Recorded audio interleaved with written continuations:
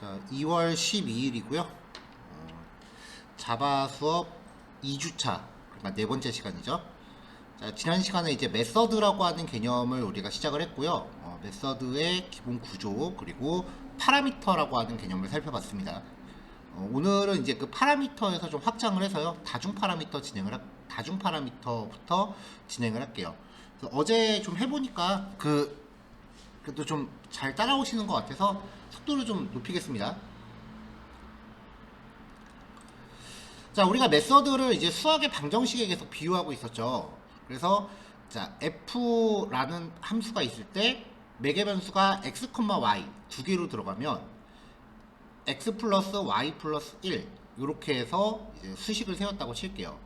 이렇게 매개 변수가 여러 개 존재하는 경우는 그 함수를 쓰기 위해서 그에 맞는 값들을 전달해 줘야 돼요. 그래서 5가 x로 들어가고 y가 10으로 들어가는, 그 y는 10이 되는 거죠. 그럼 이제 이 수식이 거기에 맞게 세팅이 되는 거죠.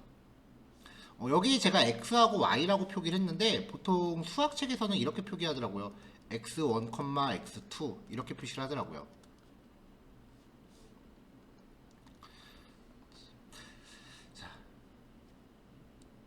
여기에서의 포인트는 함수를 구성하는데 내가 조건값이 여러 개 필요하면은 여러 개 명시할 수 있다는 얘기예요. 자, 자바의 메서드도 그 기능을 수행하는데 두 개 이상의 파라미터가 필요하다면 수학식에서 이렇게 콤마로 정의한 것처럼 자바도 콤마로 구별해서 선언을 할 수 있습니다. 이 메서드를 명시하는 거는 변수 선언이에요. 이 메서드 안에 처리를 수행하는데 그 외부에서 결정해 줘야 되는 값들, 그러니까 그때그때 달라져야 되는 값들, 그런 것들을 이렇게 선언을 해갖고 호출할 때 전달해 주겠다는 거예요. 자, 이렇게 헬로월드라고 하는 메서드를 이제 선언을 했다면 호출할 때는 반드시 정의된 파라미터 값들을 전달을 해줘야만 됩니다. 푸와 바라고 하는 값을 전달을 해줘야겠죠. 자, 그래서 이런 식으로 파라미터를 두 개씩 전달을 합니다. 이렇게 두 개씩 전달을 하는 거죠. 자, 그래서 이제 다중 파라미터를 갖는 메서드 정의하고 호출하는 샘플입니다. 자, 코드는 항상 메인부터 실행한다 그랬죠. 자, 스테이틱 보이드 f라는 이름의 메서드예요. 마찬가지로 매개 변수 x하고 y 두 개를 갖습니다. 자, z라는 변수를 명시하고요. x 더하기 y에다가 1을 더 추가해서 z에다가 할당합니다. 자, 출력할 때는 fu, 여기에는 이제 첫 번째 변수값 들어가는 거죠. x가 출력되고요. 그 다음에 두 번째는 y가 출력되고요. 마지막 요 뒤에는 z가 출력됩니다. 그리고 줄바꿈을 하죠. 자, 메인부터 시작을 해서 f에다가 5하고 10을 줍니다. 그럼 x가 5가 되고 y가 10이 되죠. 그럼 z는 얼마예요? 16이네요. 자, 그러면 이제 출력 결과 확인해 보면 f에 x가 출력되는데 x가 5였죠? 5, y는 10은 z값 출력되죠? 16. 이렇게 수식의 생김새를 출력해 주는 기능이에요. 10하고 20을 주면은 이제 x가 10이 되고 y가 20이 되니까 z는 10 더하기 20 더하기 1이니까 31이네요. 그쵸? 자, 그러면 x자리가 출력될 때 10, y자리가 출력될 때는 20, z자리가 출력될 때는 31. 그래서 이런 출력 결과 만들어내겠죠. 자, 넘어갑시다. 자, 이번엔 함수의 결과값입니다. 메서드의 결과값이요. 자, 함수는 자신이 포함하고 있는 수식에 대한 결과를 반환합니다. 수학에서의 함수는 무조건 결과를 반환해요. 그래서 fx는 x 플러스 1일 때 y는 f의 5라고 하면 이 5가 x로 들어가는 거죠. 그럼 이 수식은 얼마예요? 6이네요. 이 결과값을 자기가 호출된 위치에다가 돌려놔요. y에다가 대입한다라고 설명하면 안 돼요. 자기가 호출된 자리를 6으로 돌려놓는 거예요. 그럼 이게 수식이 y는 6이 되는 거죠. 그렇게 해서 y에 6이 대입되는 거지, 다짜고짜 이 함수가 y에다 6을 대입한다라고 하면 안 됩니다. 자기가 호출된 자리를 결과값으로 바꿔치기 하는 거예요. 그래서 함수 fx는 자신이 호출된 위치로 연산의 결과인 6을 반환한다. 이렇게 설명하셔야 돼요. 절대 y에 대입한다라고 설명하면 안 돼요. 왜 그런지 하나하나 봅시다. 자, 자바에서의 메서드도 그 결과로서 반환하는 값을요, 수행 결과를 자신이 호출된 위치에 반환하는 거를 리턴이라고 불러요. 이때 반환되는 값을 리턴 값이라고 하고요. 방법은 리턴이라고 하는 예약어를 씁니다. 자, 만약에 메서드 이름 옆에 void라는 키워드가 있다면 리턴 값이 없다는 뜻이에요. 수학의 함수는 무조건 반환하는 결과값이 있지만 프로그램의 함수는 리턴 반환값이 없을 수도 있어요. 자, 리턴이라는 리턴 값을 사용하려면 void 대신에 리턴하고자 하는 값의 데이터 타입을 반드시 명시해줘야 됩니다. 이렇게요. 이 자리에 void라고 하면은 리턴 안 한다는 얘기고, 데이터 타입이 명시되면은 리턴하는 값의 형식을 뜻해요.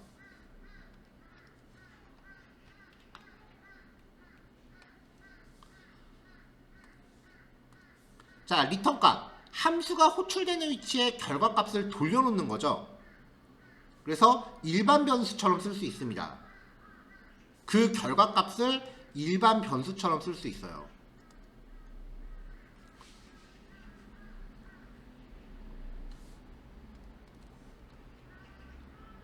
자, 앞에서 풀라는 함수가 100을 반환합니다. 이걸 가지고 int 반은 풀을 호출했다라고 하면, 이거를 제가 계속 푸가 바에 100을 대입한다라고 설명하지 말라 그랬죠. 왜 그러냐면은, 자, 이 자리에다가 리턴 값인 100을 갖다 놔야 돼요. 이걸 자꾸 푸가 바에다가 100을 할당한다라고 설명하면은 밑에 거는 설명이 안 돼요.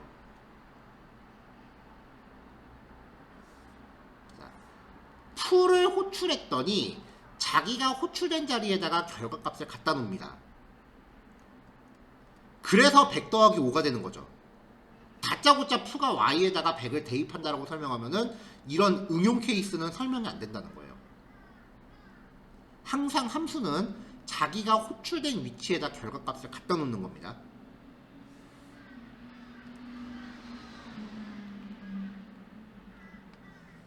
자, 또한 함수의 리턴 값을 직접 출력할 수도 있습니다. 리턴 값이 있으면요. 리턴 값이 없으면 출력 못해요. 자, 자기가 호출된 자리에다 결과값을 갖다 놓는다 그랬죠? 아까 100이었잖아요, 결과값이. 100을 이 자리에 갖다 놓는 거예요. 그럼 결과적으로 system.out.println 100. 그래서 100을 출력하는 것과 마찬가지가 되는 거죠.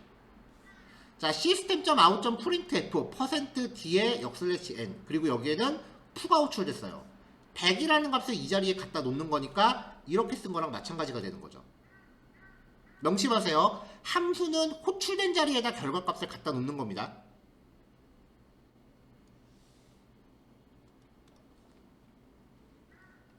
자, return이라는 키워드에 또 다른 기능이 있어요. 메서드가 수행되는 도중에 특정 조건이 충족돼요. if문을 썼다는 거죠. if를 써서 return 키워드를 만나게 하면 그 메서드는 즉시 수행을 중단합니다. 그래서 메서드가 실행하는데 적절한 상황이 아니다라고 판단됐을 때 강제 종료시키는 경우에 사용을 해요. 자, x가 10보다 작은 경우 아무것도 하지 않고 종료하도록 해볼게요. 자, void형은 리턴 값이 없다는 의미라고 했었죠. void. 자, 얘가 x라는 파라미터를 받아요. 일단은 if문 보지 말고 밑에부터 봅시다. system.out.println 한 다음에 x는 얼마라고 출력하는 거죠.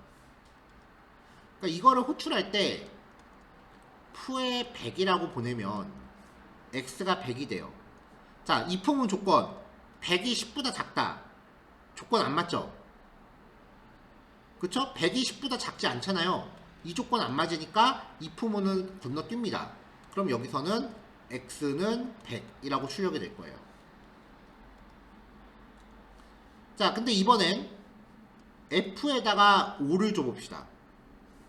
그럼 x가 5가 되죠? 자, 5가 10보다 작다. 조건 맞죠? 자, 얘는 보이드 타입이에요. 리턴 값이 없어요. 이럴 때는 그냥 리턴이라고만 명시해요. 중단할 때는. 그러면 여기서 강제 종료시키고 밑에는 실행을 안 하는 거예요. 중간에 어떤 조건이 충족됐을 때 리턴을 시키면은 메서드가 거기서 수행을 중단한다. 만약에 이게 public int foo int x다 라고 했다면 if x가 10보다 작다 라고 하면은 리턴이라고 했을 때 int니까 뭐라도 숫자를 리턴해야 돼요. 뭐 0이라도 리턴해줘야 돼요. 데이터 타입에 맞추는 겁니다. 자, 그 케이스가 밑에 있어요. x가 10보다 작을 경우 0을 리턴하고 종료. int 타입으로 리턴형을 정의하면은 처리 중단을 위한 리턴이라도 정수형의 값을 반드시 반환해야 됩니다. 리턴 값에 맞춰야 돼요.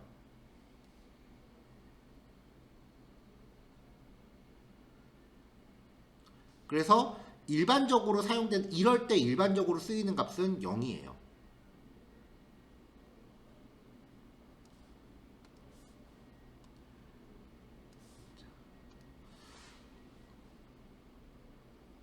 자, 그래서 바에 5를 전달했다 라고 하면은 x가 5가 되죠. 자, 그럼 이 품은 조건은 어떻게 돼요? 이게 말이 맞아요, 안 맞아요? 안 맞죠? 그러면 이 품문이 참이 말이 맞죠 이거? 그럼 조건이 참이 되니까 0을 리턴해요. 근데 바에다가 100을 반환했다. 그러면 여기는 어떻게 돼요? x가 100이 되는 거죠? 그러면은 100이 10보다 작다. 조건 맞나요, 안 맞나요? 안 맞죠? 그러면 이 품문은 건너뛰고 리턴 거기에다 10을 더한 값이 반환이 됩니다.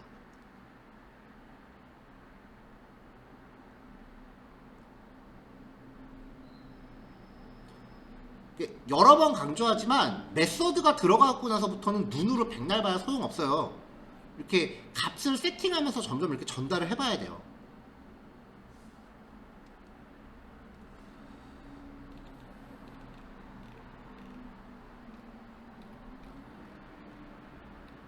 자, 마지막 한 가지 케이스만 더 보고서 실습 진행할게요. 만약에 리턴 키워드를 이렇게 if문을 쓰지 않고 그냥 다짜고짜 리턴이 그냥 중간에 생뚱맞게 나왔다. 이런 식으로. 그럼 이거는 자바에서 에러로 칩니다. 왜 에러냐면은 메서드는 리턴이라는 키워드를 만나면 그 순간 수행을 종료해버려요. 그럼 이 밑에 있는 코드는 어떻게 돼요? 실행 한 번도 안 해볼 거 아니에요. 그러니까 불필요한 구문으로 인식되니까 이런 쓸데없는 거 코딩 왜 했습니까? 라고 하면서 컴파일 에러가 발생해요.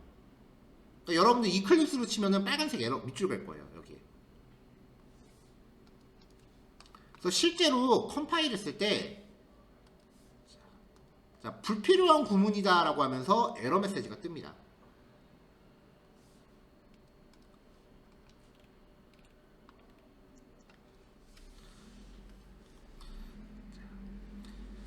자, 네 번째 메인부터 시작하죠. 일단 정의되어 있는 함수부터 확인해 봅시다. 자, 정수를 받아내요. div고요. 그 디비전이에요. 나눗셈. x 나누기 y를 할 겁니다. 근데 만약에 5 나누기 0이라고 하면 모든 수는 0으로 못 나누거든요. 우리 연산자 할 때도 했었죠. 그러니까 이렇게 하면 이렇게 되면 이때는 에러가 나요. 그래서 y 값이 0이면은 우리가 에러를 방지하는 방어 코드를 넣어준 거예요. 0으로 나눌 수 없습니다 라고 메시지 출력하고 리턴 0. 연산을 안 하고 여기서 종료해 버리는 거죠. 만약에 y가 0이 아니라면 x 나누기 y를 한 다음에 정수로 받아서 결과값을 받습니다. 자, 10하고 2를 전달했어요. x가 10, y가 2. 그러면은 이품은 조건 안 맞죠? 건너뜁니다. 자, 그럼 여기 x는 10, y는 2, z는 얼마예요? 5죠. 그러면은 5라는 값이 호출된 자리로 돌아갑니다. 명심하세요. 함수는 자기가 호출된 자리를 결과값으로 바꾸는 거예요. 5. 그래서 5가 A에 대입됩니다. 됐나요? 자, 이번엔 3, 0. 자, x는 3, y는 0. 3, 0. 그러면 0과 0이 같다. 조건 맞죠? 그럼 이품은이 참이니까 이 안으로 들어갈 거 아니에요. 오케이? 그럼 0으로 나눌 수 없습니다 라고 출력하고 리턴 0. 그럼 0이라는 값이 이 자리로 반환되겠죠? 그럼 b에 0이 대입되겠죠. 자, 하나 더 해볼게요. int c는 div 10, 4. 그럼 x는 10, y는 4. 자, 조건 참이에요, 거짓이에요? 거짓이죠? 이품은 안 하겠죠? 자, 들어갔어요? 그럼 10 나누기 4라고 하면 z 얼마?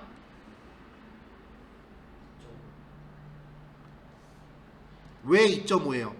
인트인데. 그렇게 말할 것 같아서 이 문제 낸 거예요. 자, 인트랑 인트잖아요. 정수와 정수의 결과가 어떻게 실수가 나와요? 정수끼리의 연산은 뭐다 항상? 정수다. 결과를 정수의 인트에 담았잖아요. 그러니까 이거는 2가 되는 거죠.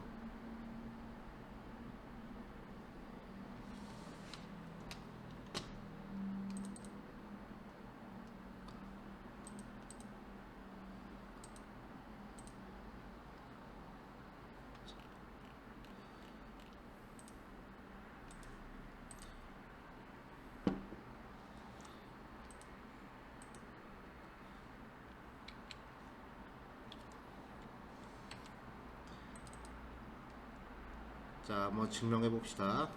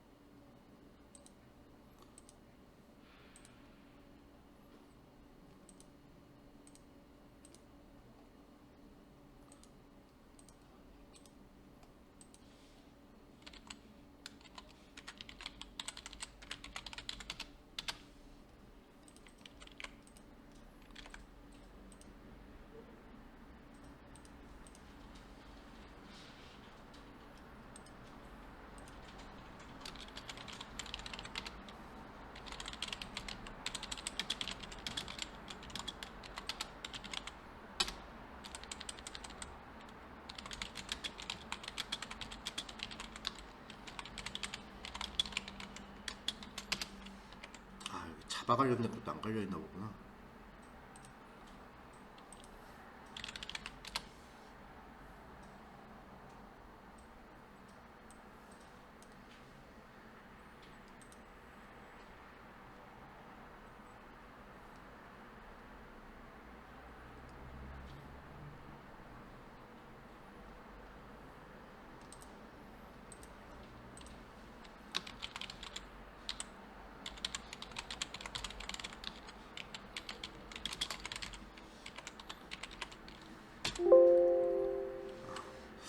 잠시 제가 JDK를 좀 깔아야겠네요. 여기 주중에 컴퓨터가 새로 깔려갖고.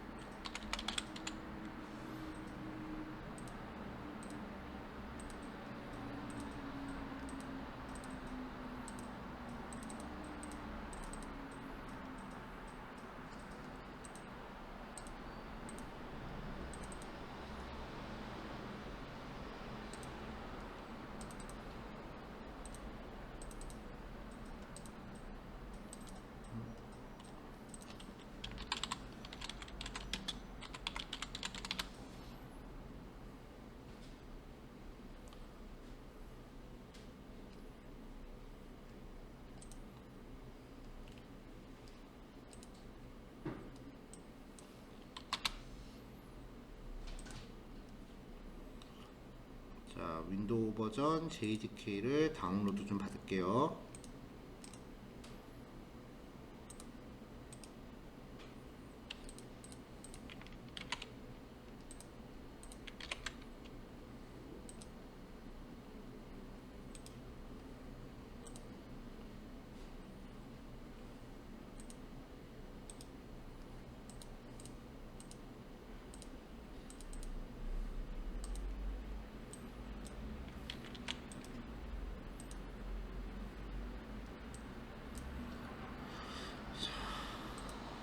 자, 환경 지금 새로 깐 거니까 환경 먼저 잡아줘야 되죠? 자바 홈.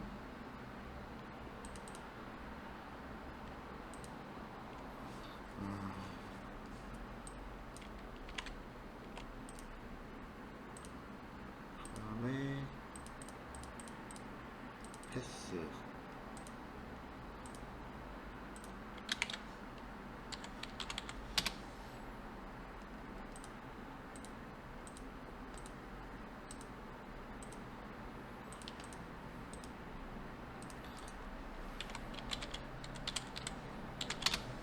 자, 제대로 깔렸는지 확인해 봅시다. 자바C 빼기 조개 버전. 네, 됐고요. 이제 제가 비주얼 스튜디오를 다시 실행할게요.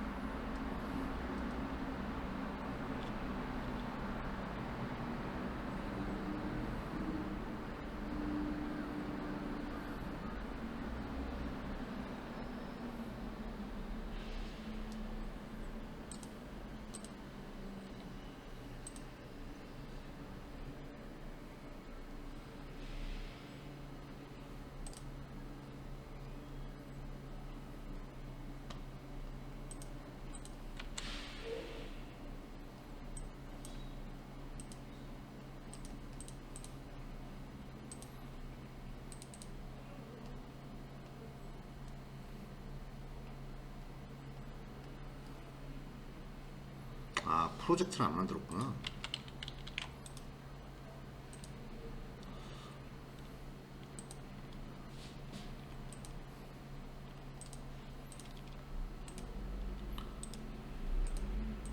자, 다시.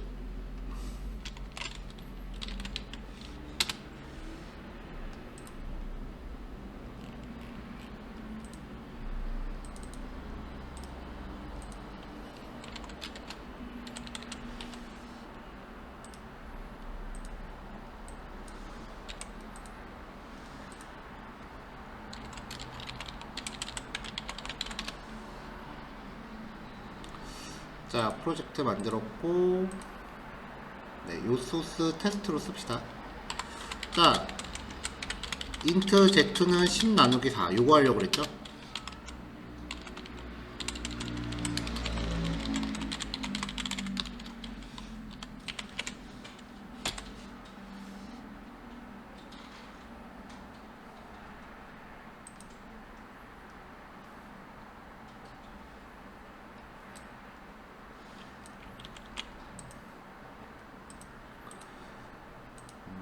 JDK를 인식을 못하네요.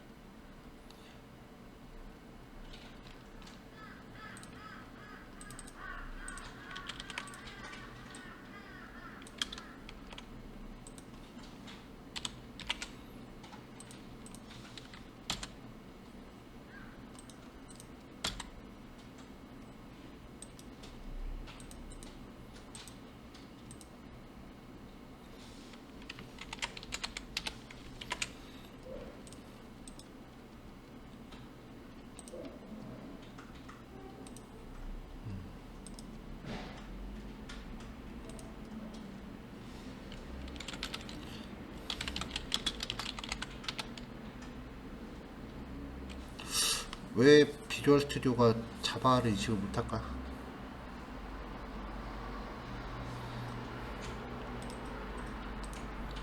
자, 일단 급한 대로 직접 컴파일 합시다. 자바시 앱.자바. 자, 컴파일 됐고요.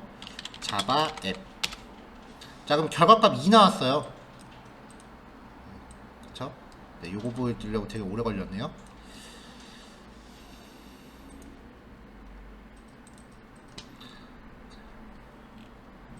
자, 여기까지 해서 이제 메서드의 리턴 값에 대해서 이야기를 했습니다.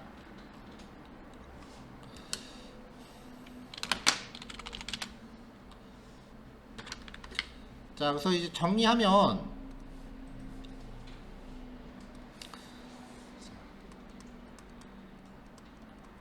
메서드라는 거는 이제 수학에서 말하는 함수 개념인데, 메서드를 구성하는 요소는 두 가지예요.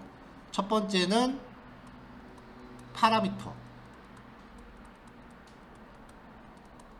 두 번째는 리턴 값.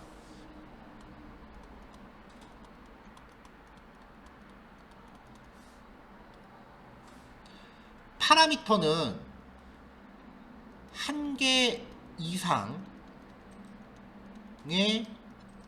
조건값,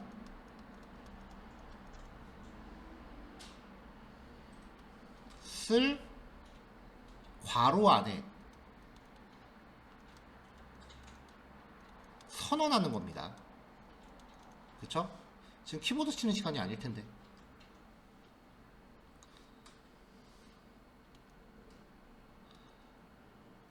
자, 리턴 값은 호출 위치에 결과값을 돌려놓는 거예요.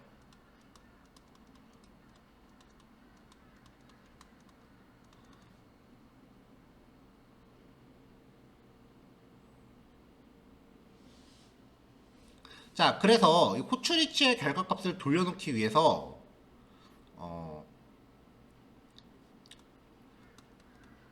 리턴이라고 하는 예약어 사용하죠.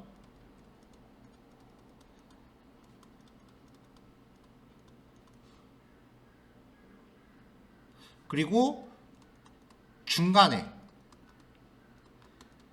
if문과 사용시 강제 종료합니다.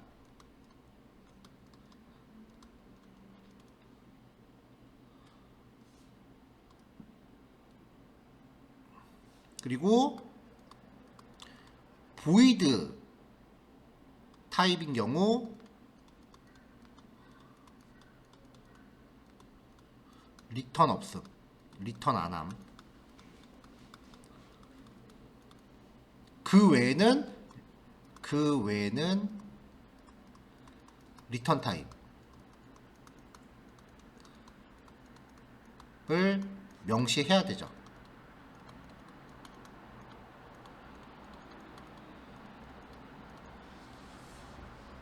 자, 이게 지금 말했던 규칙들 다예요.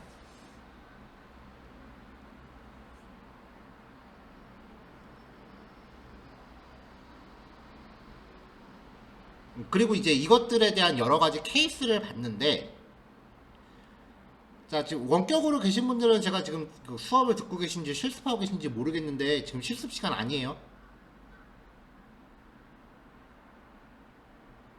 제가 수업을 진행하면서 진도 못 따라가는 분들의 공통적인 특징이 있어요. 설명할 때 맨날 실습해.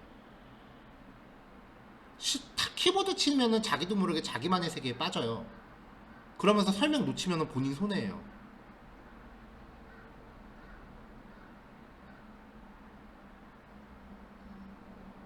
설명 시간에는 설명만 들으세요. 실습 시간 따로 들이잖아요. 실습 시간 부족하면은 더 달라고 하셔도 돼요. 얼마든지. 수업 시간에는 수업만 들읍시다. 자, 그 다음에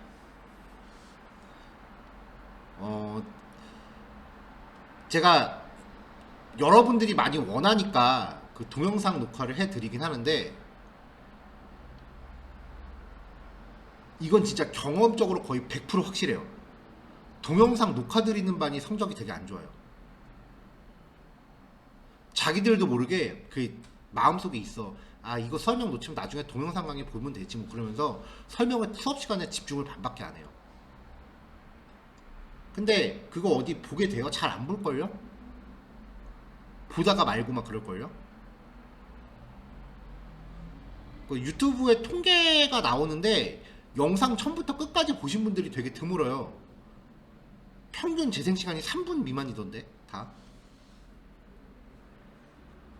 차라리 녹화를 안 해드리면은 이거 설명 놓치면 안 된다는 생각에 집중을 이렇게 빡세게 하는데, 영상 녹화해드리는 바는 별로 성적이 별로 안 좋아요. 그렇다고 영상 녹화를 안 해드리겠다는 건 아닌데, 지금 이 시간에 할 수 있는 집중력을 최대한 끌어내셔야 돼요.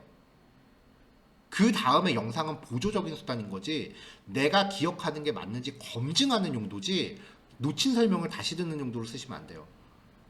여기서 다 듣고 그걸 검증하기 위해서 들으셔야 돼요.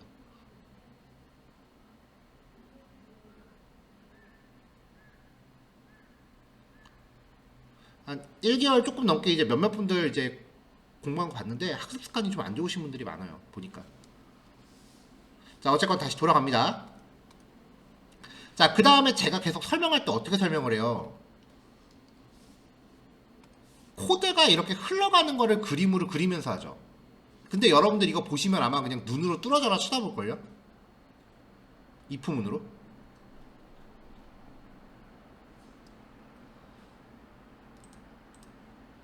그러면 예제가 길어지면, 아직까지는 예제가 짧은데 예제가 이렇게 길어지기 시작하면은 눈으로 따라가기 힘들어요. 이렇게 길어지기 시작하면.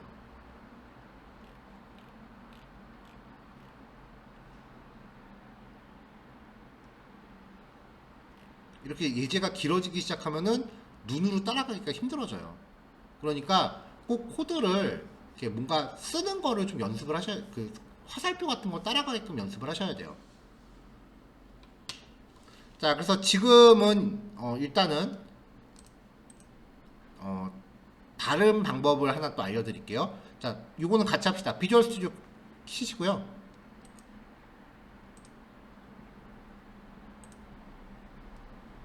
자, 여기 확장, 익스텐션 쪽으로 들어가 보세요.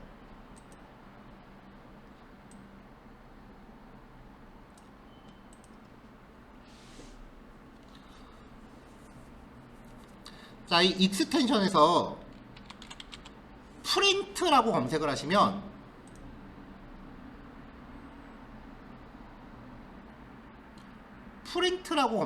여기 프린트라고 하는 그 항목이 하나 나오죠. 얘를 설치하세요.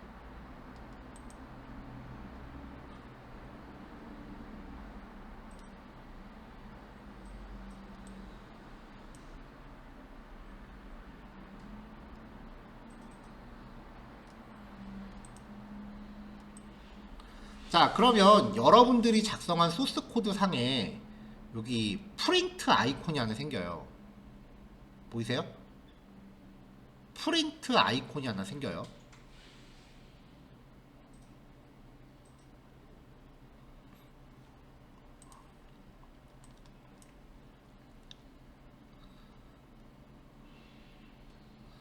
자, 요거를 클릭하면은 이제 소스 코드를 이렇게 인쇄할 수 있게끔 프린트 창이 뜹니다.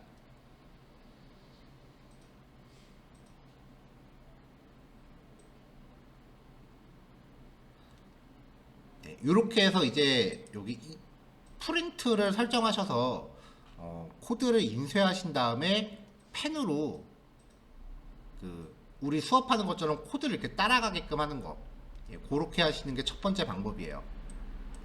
진짜 이거 적극 추천입니다.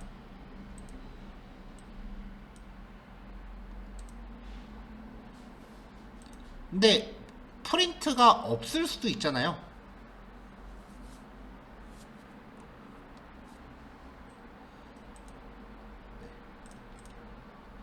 그러면 제가 프로그램을 하나 다운받아서 배포를 할게요.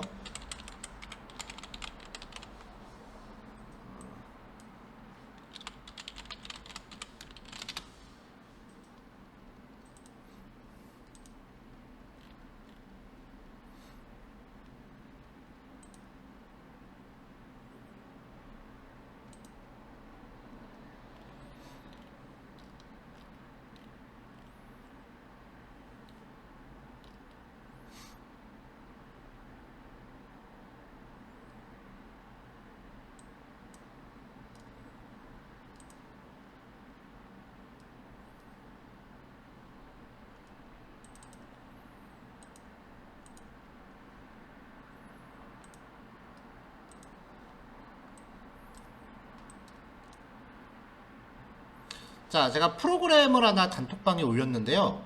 맥 쓰시는 분들은 사용이 안 돼요. 윈도우 전용이고요. 네. 그래서 설치하시면 되는데 뭐 설치상의 특이사항은 없습니다. 아이캔 스크린이라는 프로그램인데요. 지금 제가 수업할 때 쓰는 요 오른쪽에 있는 요 화면 낙서하는 거 있죠. 얘예요. 그래서 여기 첫 번째 아이콘 요거만 기억하시면 돼요. 첫 번째 아이콘 누르면은 그냥 마우스고요. 펜을 누르면은 이렇게 그릴 수 있어요. 클리어 누르면 지워지고. 그래서 색깔 선택해서 메인부터 시작해서 코드의 흐름을 이렇게 그려가면서 따라해 보세요.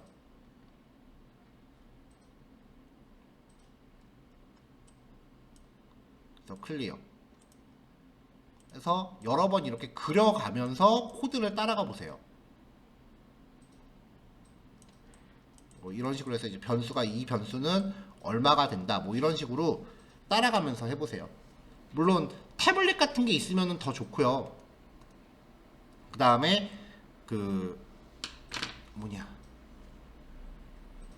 본인이 태블릿 PC가 있다라고 하면은 아까 프린트 기능을 쓰시는 게 더 좋을 거예요.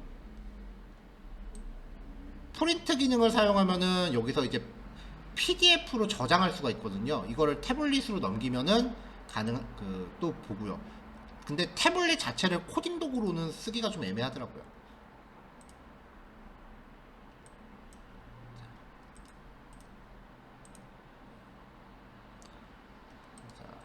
아마 요 아이캔 스크린 요 프로그램은 꽤 유용하실 겁니다.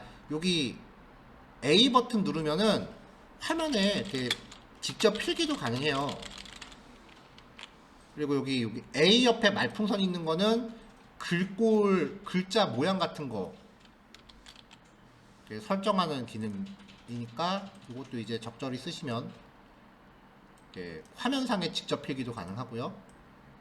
지우고 싶으면 이걸로 이제 일부만 이렇게 지우거나 아니면 옆에 걸로 손대는 거 싹 지우거나, 얘는 작은 지우개 얘는 큰 지우개라고 보시면 돼요. 모양 그리는 것도 가능하고.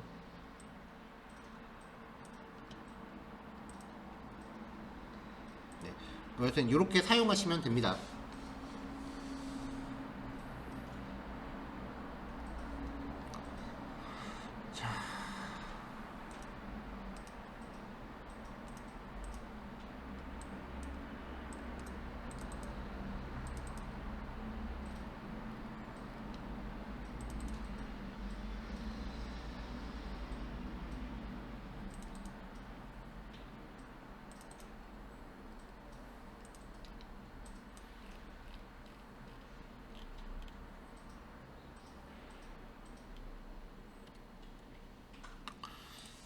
자, 지금 이제 여러분들이 진도가 어렵게 느껴지는 거는 여태까지 코드는 그냥 시작할 때부터 순서대로 실행하면 됐었어요.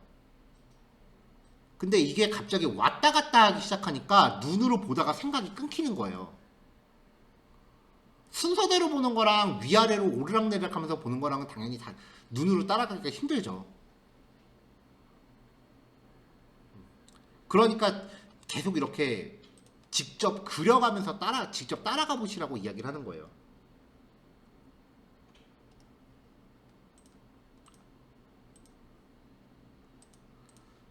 이걸 되게 요거까지만 이야기하고 실습 좀 합시다.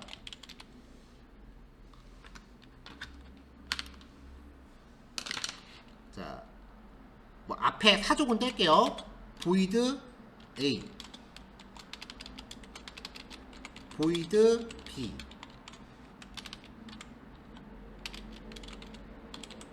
void C, void D. 자, 이렇게 있고 메인이 있다고 칩시다. 자, 메인에서 C를 호출해요. C에서 A를 호출해요. A에서 B를 호출해요. B에서 D를 호출해요.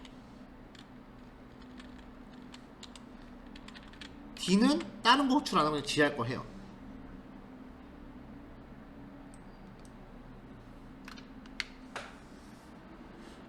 자, 그럼 제일 먼저 누가 실행된다고요, 여기서? 메인이 먼저 실행되죠.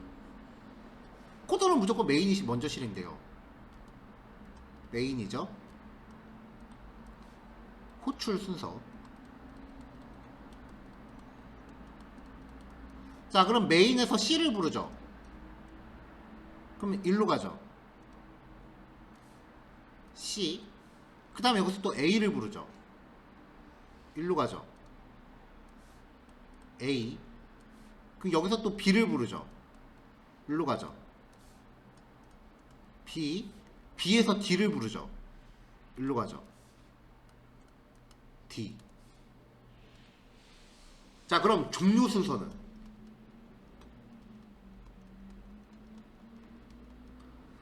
자, 이렇게 실행을 했어요. 그럼 제일 먼저 종료되는 게 누구예요? 현재 코드의 제어는 D에 있죠. 그럼 D가 제일 먼저 끝나요. 그리고 자기가 호출된 역순으로 이제 돌아가는 거죠. 다시 돌아가요. 그래서 B가 끝나요. D가 제일 먼저 끝나고 B가 끝나요. 그 다음에 이제 B가 끝나면 자기를 호출한 A로 돌아가요. A가 끝나요. A가 끝나면 자기를 호출한 곳으로 돌아가요. C가 끝나요. C가 끝나면 이제 자기를 호출한 메인으로 돌아가요. 그제서야 메인이 끝나요. 호출 순서와 종료 순서는 서로 역순입니다. 이거 이해하겠어요?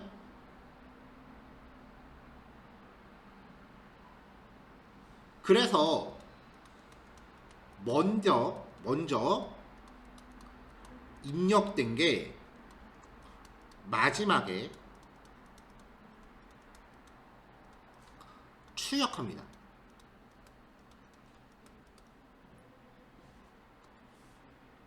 영어로 써볼까요? first, input, last, output. 콩글리시 같죠? 줄여서 FILO라고 부릅니다. 전공책에서는 이걸 한자로 번역해서요. 선, 입, 후, 출이라고 설명합니다. 한자어로 번역해서요. 자, 이러한 자료 구조를 스택 자료 구조라고 해요.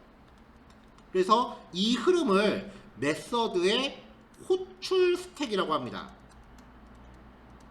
이 흐름을 따라가는 걸 디버깅이라고 합니다. 개발자 능력에 제일 중요한 건 디버깅인데 디버깅을 지금 아무도 안 해요. 여태까지 제가 여러분들한테 요구한 거는 디버깅 능력을 키우라는 거였는데 왜 이걸 자꾸 안 따라가는지에 대해서는 이제는 더 이상 얘기 안 할게요. 왜냐면 이제 저랑 여러분들이랑 이제 주말에 만나는 건 이제 2주밖에 안 남았으니까 이제 이 이야기는 더 안 할게요. 뭐 수업 다 끝나가는데 요거를 이제 계속 이야기할 필요는 없겠죠. 중요한 거예요, 계속. 저는 제가 안 하는 거는 여러분들한테 요구를 안 해요.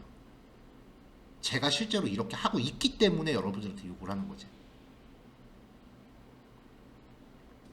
예, 어쩌다가 보니까 이제 공부 방법 알려준다는 게 잔소리처럼 돼버려서 조금 미안하긴 한데 어쨌건 굉장히 이게 학습 효과가 좋은 방법이니까 꼭 해보시길 바라겠습니다. 자, 설명을 1시간이나 떠들었네요. 1시간 거의 다 됐죠? 예, 조금 쉴 겸 해서 실습 시간 조금 여유 있게 가집시다. 11시까지 실습하시고요. 10분 쉬었다가 11시 10분에 만납시다. 어저께 저한테 메시지 주신 분은 이게 실명이 노출될 것 같아서 지금 어떻게 보여드리지 못하겠네? 잠깐만요. 이걸 화면을 어떻게 세팅하지?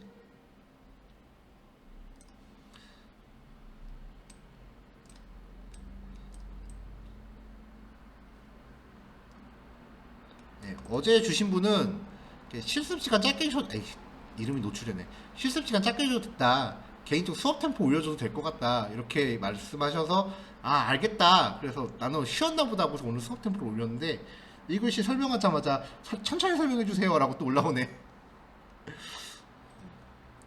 어느 장단에 맞춰야 될지를 지금 잘 모르겠어서 이럴 때는 이제 좀 천천히 해달라는 쪽에 맞추는 편이니까 다음 교시부터는 조금 천천히 설명할게요. 자, 질문 있으신 분? 영호님 고마워요. 좋게 들어줘서.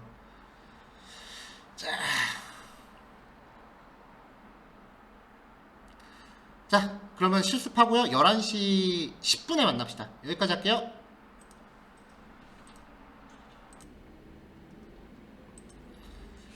자, 메서드 다음 이야기는요. 메서드들의 여태까지는 메서드를 구성하는 구성 요소에 대해서 살펴봤다면 이제부터는 메서드의 특성이에요. 자, 일단 메서드 간의 호출입니다. 자, 수학에서 함수 간의 연립 호출을 이야기해 볼게요. F1x는 x 플러스 1이고요. F2y는 F1y 곱하기 2예요. 자, 이 경우에는 F2한테 10을 전달하면 y가 10이 되는 거죠. F2에 10을 줬다면 F1에 얘가 y니까 요 수식에서 y를 찾아서 다 10으로 바꿔주는 거예요. 10 곱하기 2가 돼요. 그럼 여기서 다시 F1한테 10을 전달하는 것과 마찬가지니까 F1에 10, 얘가 x죠? 는 x 플러스 1이니까 10 더하기 1이 됩니다. 자, 그럼 이 결과를 자기가 호출된 자리로 되돌리는 거죠. 그러면은 얘는 11 곱하기 2가 되죠. 그러면 22가 됩니다. 여기 수식 써져 있죠?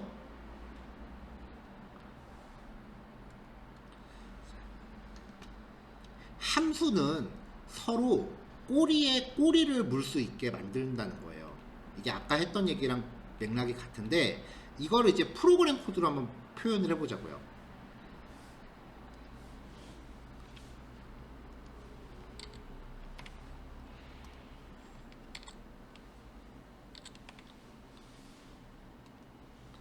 자, 메인이 있어요. 시작이 여기죠. 자, A에다가 10을 놓고 B에다가 F2에 A를 전달한 반환값을 놔요. 자, 그럼 이제 따라가면서 한 켠에다가 변수들을 같이 적으시면 더 좋아요. 자, 선언된 변수 A는 10이 지금 저장돼 있고요. B를 이제 만들고 있는데 B가 F2한테 A를 줬을 때 그 결과값을 대입을 합니다. 먼저 F2를 따라가야겠죠? 자, F2를 따라갑니다. 자, A가 지금 전달되면서 Y한테 대입이 된 거예요. 그러니까 Y에다가 A를 넣어준 거예요. 그럼 여기가 진행이 되면서 Y는 얼마예요? 10이죠. 자, 그럼 이제 여기에서 한번 출력을 해줘요. F2 처음에 Y가 1로 들어가네요. F2에 10은 F1에 10 곱하기 2래요. 이렇게 출력을 하고 F1한테 10을 다시 줍니다. 자, 그럼 요거를 딱 만났을 때 1로 가는 거죠. 자, 그럼 이번엔 10이 x에 대입이 됐어요. x는 y라고 들어간 거죠. 여기가 실행되면서 x라는 변수가 등장을 합니다. x는 얼마? 10. 자, 그럼 이제 여기서 또 한번 출력을 하죠. F1에 x가 이 자리에 들어가고 두 번째 %d도 x네요. F1에 10은 10 더하기 1이래요. 자, 이렇게 출력하고 x 플러스 1을 리턴해요. x 플러스 1은 11이죠. 자, 자기가 호출된 자리로 값을 돌려놓는 게 리턴이라고 그랬잖아요. 그럼 이 자리로 돌아가서 여기가 뭐가 된다? 11이 된다. 자, 그럼 이제 11 곱하기 2가 z에 대입이 됐네요. 22죠. z는 22가 됩니다. 자, 그래서 z를 리턴해요. 그럼 자기가 호출된 자리한테 값을 갖다 놔야죠. F2 호출한 자리 여기네요. 일로 값을 쭉 돌려놔요. 그럼 여기가 얼마다? 22. 자, 그럼 그 22가 B에 대입되니까 결국 이 B는 얼마예요? 22죠. 자, F2의 %D A를 갖다 놓으래요. A는 10이었네요. 그러면 F2의 10은 B를 여기다 갖다 놓으네요. B는 얼마? 22죠. 22. 이렇게 공부하시는 거예요.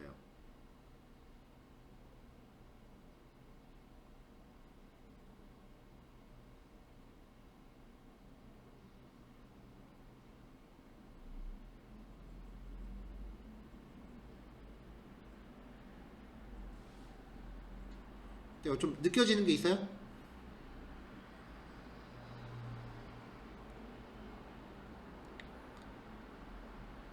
자, 이 과정을 아까도 얘기했지만 디버깅이라고 부르고요. 사실 이 디버깅이라고 하는 과정은요, 그 여러분들이 쓰고 있는 비주얼 스튜디오 코드나 이클립스의 기능이 있어요. 단축키 딱딱 누르면서 코드를 따라가게 하는 방법이 있는데, 그 디버깅 과정은 일단은 이렇게 간단한 코드는 자기가 이렇게 직접 디버깅을 할 수 있어야지, 이것도 안 되는 상태에서 바로 도구의 도움을 받는다? 별로 그렇게 그 능동적인 자세는 아니에요. 그러니까 이런 식으로 코드를 따라가면서 변수 값이 변하는 과정과 그 다음에 그 각각에서 출력 결과가 어떻게 출력되는지, 그래서 마지막에 이제 출력 결과를 놓고 이런 식으로 이제 만들어낼 수 있다면 좋겠죠. 그러니까 여러분들이 제가 제안 드리는 공부 방법은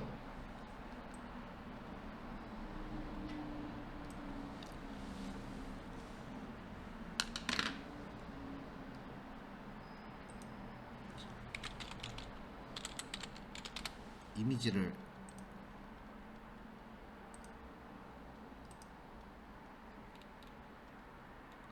자, 이렇게 연습장이 있다고 치면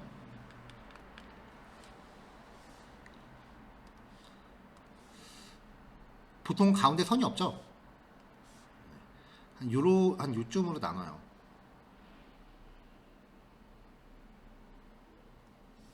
그래서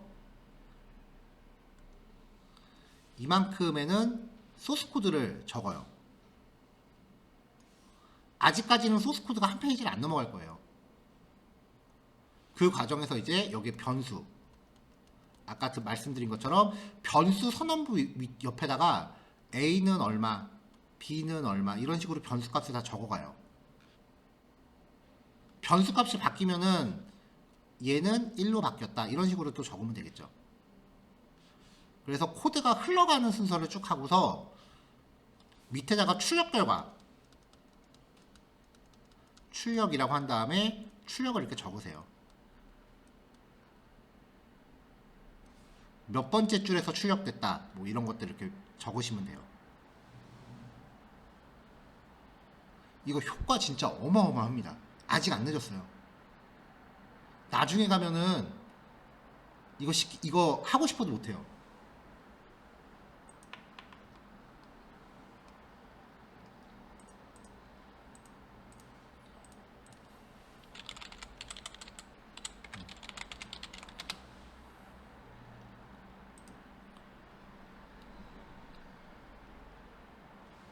뭐지?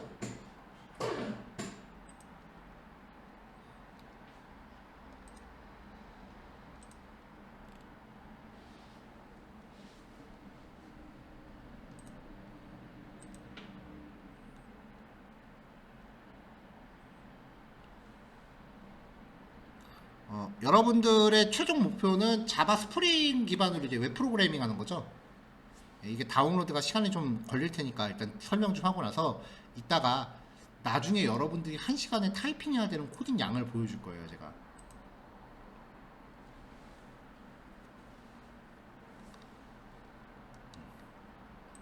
근데 이런 식으로 이제 연습 손으로 쓰라고 하는 게 어떻게 보면은 되게 하드코어잖아요.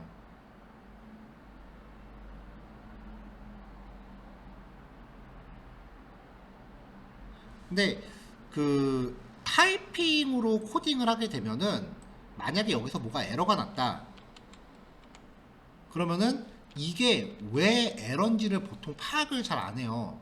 마우스만 올려봐도 뭐가 잘못됐는지 나오는데 이거 번역을 안 해요. 제가 메시지 나오는 거 구글 번역 꼭 돌려보라 그랬죠. 영어 못해도 되니까 이거 구글 번역으로 꼭 돌려보시라고 말씀드렸잖아요. 근데 이것도 아마 많이 안 하실 거예요.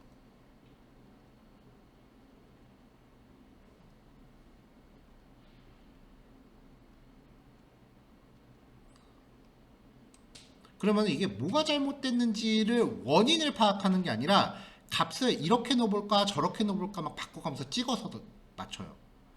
이거는 찍는 거지 공부가 아니죠. 타이핑은 사람이 생각을 되게 짧게 하게 만들어요. 근데 이거를 내가 손으로 써야 된다라고 하면은 손으로 쓰긴 귀찮으니까 어떻게든 한 번에 끝내려고 들어요. 그만큼 고민을 더 많이 한다는 거예요. 이게 실제로 그 미국의 한 대학에서 실험을 했어요. 집단을 3개로 나눠서 1번 집단, 2번 집단, 3번 집단.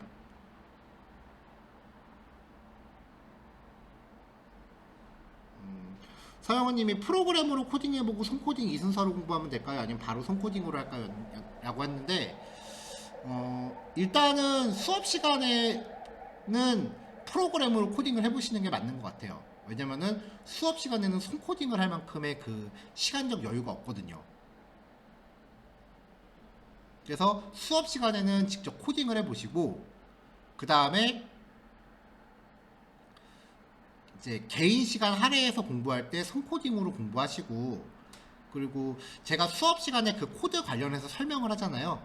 그러면 나중에 영상 다시 보면서 제가 하는 말들을 옆에 메모를 하세요.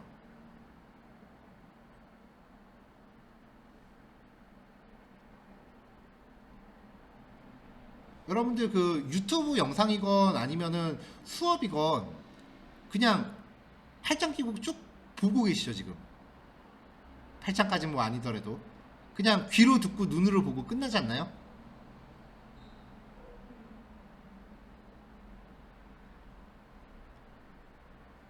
자, 영화 좋아하시는 분들 중에 어떤 배우가 어떤 대사를 쳤다, 어떤 영화에서 어느 배우가 대사를 뭐라고 했다라고 막 얘기하는 분들 있잖아요. 그 영화 대사를 외우기까지 그 사람들은 그 영화를 몇 번을 봤을까? 그게 반증하는 거는 한 번에 보고는 절대 외울 수 없다는 거예요. 나는 자신 없어요. 그러면은 그걸 외울 때까지 보던가 아니면은 보면서 적던가. 그렇지 않나요? 저는 그렇게 생각하는데. 자, 1번 집단은 컴퓨터나 노트북으로 필기. 요즘 많이 하죠. 2번 집단은 필기 내용 카메라로 사진 찍기. 요즘 스마트폰 좋으니까. 3번 집단은 수기 필기. 이렇게 해서 강의를 듣게 하고 시험을 쳤대요. 카메라로 사진을 찍은 조는 수업 내용을 거의 그대로 다 간직하고 있대요. 당연하지. 칠판을 그대로 다 사진을 찍으니까. 그쵸? 컴퓨터로 필기를 한 집단은 수업 내용의 80% 이상을 필기를 했대요. 굉장히 빨리 필기가 가능하니까. 수기 필기 집단은 수업 내용의 50에서 60%밖에 필기를 못했대요. 시험 봤을 때 성적은 여기가 제일 좋대요. 2번이고 3번이래요. 카메라로 강의 내용 사진 찍는 사람들이 필기 내용 성적이 제일 안 좋대요.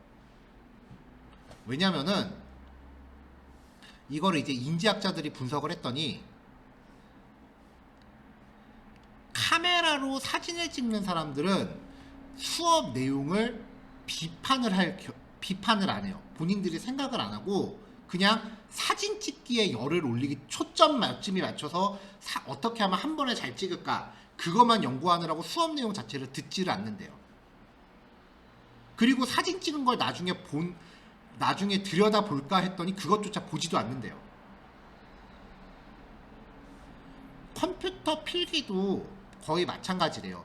수업 내용을 들으면서 자기가 그 내용에 대한 비판을 안 한대요. 그냥 기계적으로 타이핑만 하는 거예요. 근데 수기 필기 집단은 애당초 본인들이 그걸 다 못 적을 거란 걸 알아. 그러니까 적으면서 요약이 들어가는 거예요. 이걸 요약한다는 것 자체가 자기가 머리로 한번 그 내용을 점검을 하고 생각을 했다는 얘기거든요. 그래서 손으로 뭔가 쓰는 게 학습 효과가 가장 좋다는 거예요. 이거 제가 이렇게 얘기했더니 학생들이 필기시키려고 막 하는 거 아니야? 막 그런 얘기도 하더라고요. 그래서 제가 하고 스크랩 해놨어요. 노트 필기는 타이핑이지. 아니야, 노트는 손으로 써야지. 근데 이게 지금 이 사람이 한 얘기가 아니라 그 누구야 그 김영일 교수인가? 한동안 그 TV 같은 데 나와갖고 인지심리학에 대해서 얘기 되게 많이 한 사람이 있는데 그 사람이 했던 얘기예요.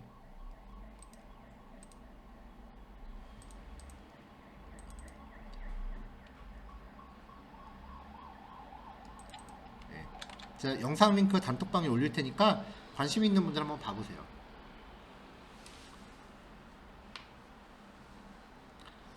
그리고 한 가지 더, 이거 좀 전에 여기 앞에 앉아있는 친구는 아까 했던 얘기인데, 자, 여기 강의실 정원이 보니까 강의실 하나에 20에서 혹은 30명 사이더라고요. 그 다음에 4층에 강의실이 4개가 있고요. 3층에 아까 뭐 물어보니까 3개 정도 있는 것 같대요. 그러면은 얼마야? 강의실 7개죠? 7개에 20명이라고 치면 140명이잖아요. 30명짜리 강의실도 있으니까 계산하기 편하게 150명이라고 칩시다. 자, 이게 메가 IT예요. 여기 메가 IT에서 길 건너가면은 이젠 아카데미라고 있어요. 제가 이젠 아카데미 강남점에 있었는데 여기 제가 신촌점은 제가 가본 적이 없으니까 여기도 똑같이 150명이라고 칠게요. 이젠 아카데미 신촌. 그 다음에 저기 신촌역 사거리 현대백화점 있는 데 가면 더존 아카데미라고 있더라고요. 더존인지 더존인지. 여기도 강의실 얼마나 있는지 모르니까 150명 칩시다. 거기 근처에 그린 컴퓨터 아카데미 있어요. 여기도 150명. 그러니까 지금 메가 IT 기준으로 걸어서 5분 남짓한 거리에 지금 600명이 공부하고 있어요. 이것만 신촌이에요. 제가 모르는 학원이 더 있을 수 있겠죠? 강남으로 가볼까요? 네, 강남에 그 제가 근무했던 이젠 아카데미는 강의실 30명 정원에 강의실 12개였습니다. 그럼 얼마야? 360명인가요? 30명 정원에 12개가 360명이죠? 계산하기 편하게 350명으로 칩시다. 강남은 강의실 거의 다 이래요. 자, 이젠 아카데미에서 조금 올라가면은 더 좋은 아카데미라고 있어요. 여기도 강의실 비슷해요. 그 다음에 거기서 바로 옆에 더 좋은이라고 있어요. 여기 이름 보고 되게 웃었는데 여기도 350. 더 좋은 아카데미 바로 옆에요. 메가 컴퓨터 아카데미가 있습니다. 이 컴퓨터 아카데미랑 게임 아카데미 같이인데 여기도 350명 정도 된대요. 여기서 강남대로 길을 건너가면 그린 컴퓨터 아카데미가 있는데 여기도 350명인데 여기는 규모가 어마어마해요. 강남에만 지점이 5개가 있어요. 곱하기 5 해야 돼요. 그리고 거기서 조금 올라가면은 메가 IT 아카데미 강남점이 있습니다. 그리고 거기서 조금 올라가면은 IT 윌이라고 있고요. IT 윌 강의실 12개였는데 여기서도 강의했었거든요. 그냥 350 잡읍시다. 근처에 중앙컴퓨터 교육센터 있고요. 그리고 비트 교육센터 있어요. 하나, 둘, 셋, 넷, 다섯, 여섯, 일곱, 여덟. 8개에 5개 더하면은 13개 350명 0 15 9 1 350 아이고 맞네? 그럼 몇 명이에요? 네, 계산하기 힘드니까 대충 퉁쳐서 4,500이라고 칩시다. 이거 600명 500명으로 칠게요. 여러분들하고 같은 시기에 지금 강남하고 신촌만 뒤져도 프로그래머로 취업하겠다고 5,000명이 본 거예요. 그 중에 취업하는 사람 제 경험상 많이 쳐봐야 40%예요. 인생에 가장 치열한 게 대입이 아니래요. 취업이래요. 대한민국은. 5,000분의 1이 되죠. 물론 여기에서 이제 30%라고 치면 5,000 나누기 30으로 하면은 뭐 100명 정도, 한 150명? 한 200명 정도 취업한다고 칩시다. 그러면 대략 뭐 경쟁률은 5,000대 1이 아니라 그냥 이거 1,000대 1로만 해도 빠듯한데 많이 쳐도 어지간한 노력으로는 안 돼요.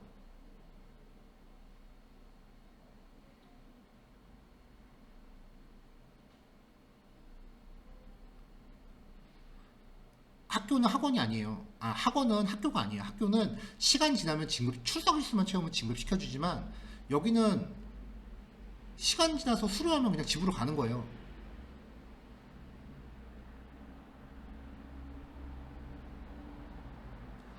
요즘 코로나 풀려서 다시 등장 많이 보이던데 강남 쪽 가면은 제가 원래 강남에서 수업했고 집도 강남이었어요. 24시간 하는 커피숍이 되게 많거든요. 뭐 신촌도 찾아보면 있겠죠. 이 24시간 하는 커피숍에 제가 집에서 작업하다가 지금은 뭐 집에 커피 머신 있으니까 집에서 먹지만 그래도 새벽 같은 때 이제 커피 생각나면은 집 근처에 커피 사러 나갈 거 아니에요. 뭐 새벽 1시나 2시쯤에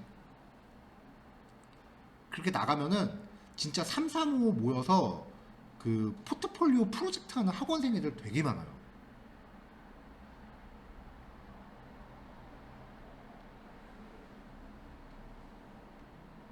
제가 강남에 있다가 신촌으로 넘어와서 느낀 점 2가지가 있는데 뭐 있냐면은 일단 전반적으로 신촌에 있는 나오시는 분들은 기본 연령대가 좀 낮아요. 지금 학업을 마치신 지 얼마 안 되는 분들이 되게 많아요. 그거는 되게 난 좋았어. 근데 그래서 그런지 긴장감이 좀 적어요. 취업을 목표로 하는 분들이 갖고 있는 기본적인 긴장감이 강남하고 좀 달라요. 많이 달라요.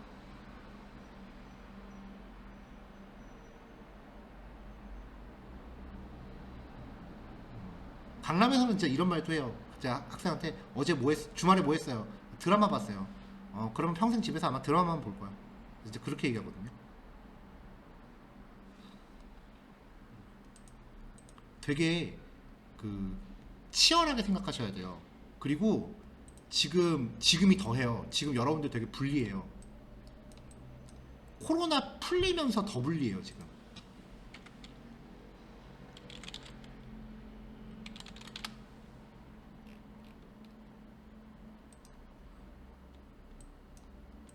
올해 1월달 기사입니다. 보신 적 있으신가요? 제가 이걸 확실히 체감하거든요, 지금.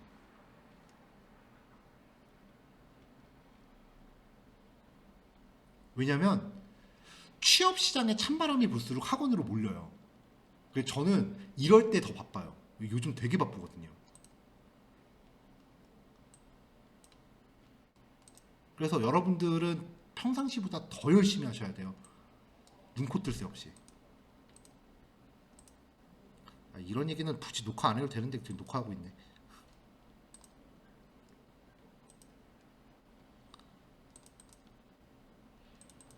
나중에 여러분들이 1시간에 한 시간은 아니고 하루에 실습해야 되는 분량을 보여드릴게요.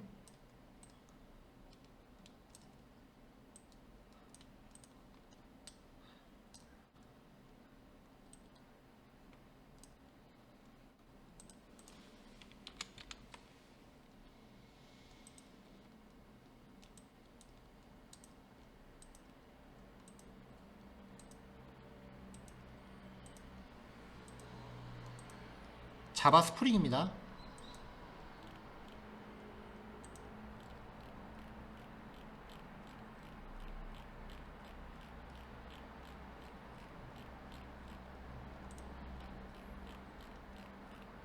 소스 3개.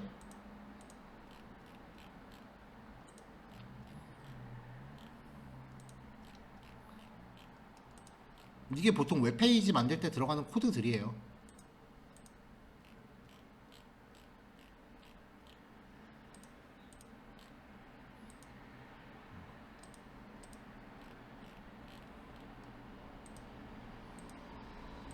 이건 카카오 연동 코드구나.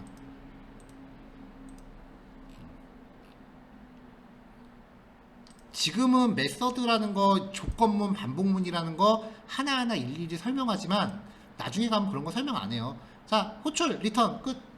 설명 이렇게 들어요. 이렇게 세세하게 설명해 주는 건 지금밖에 없어요.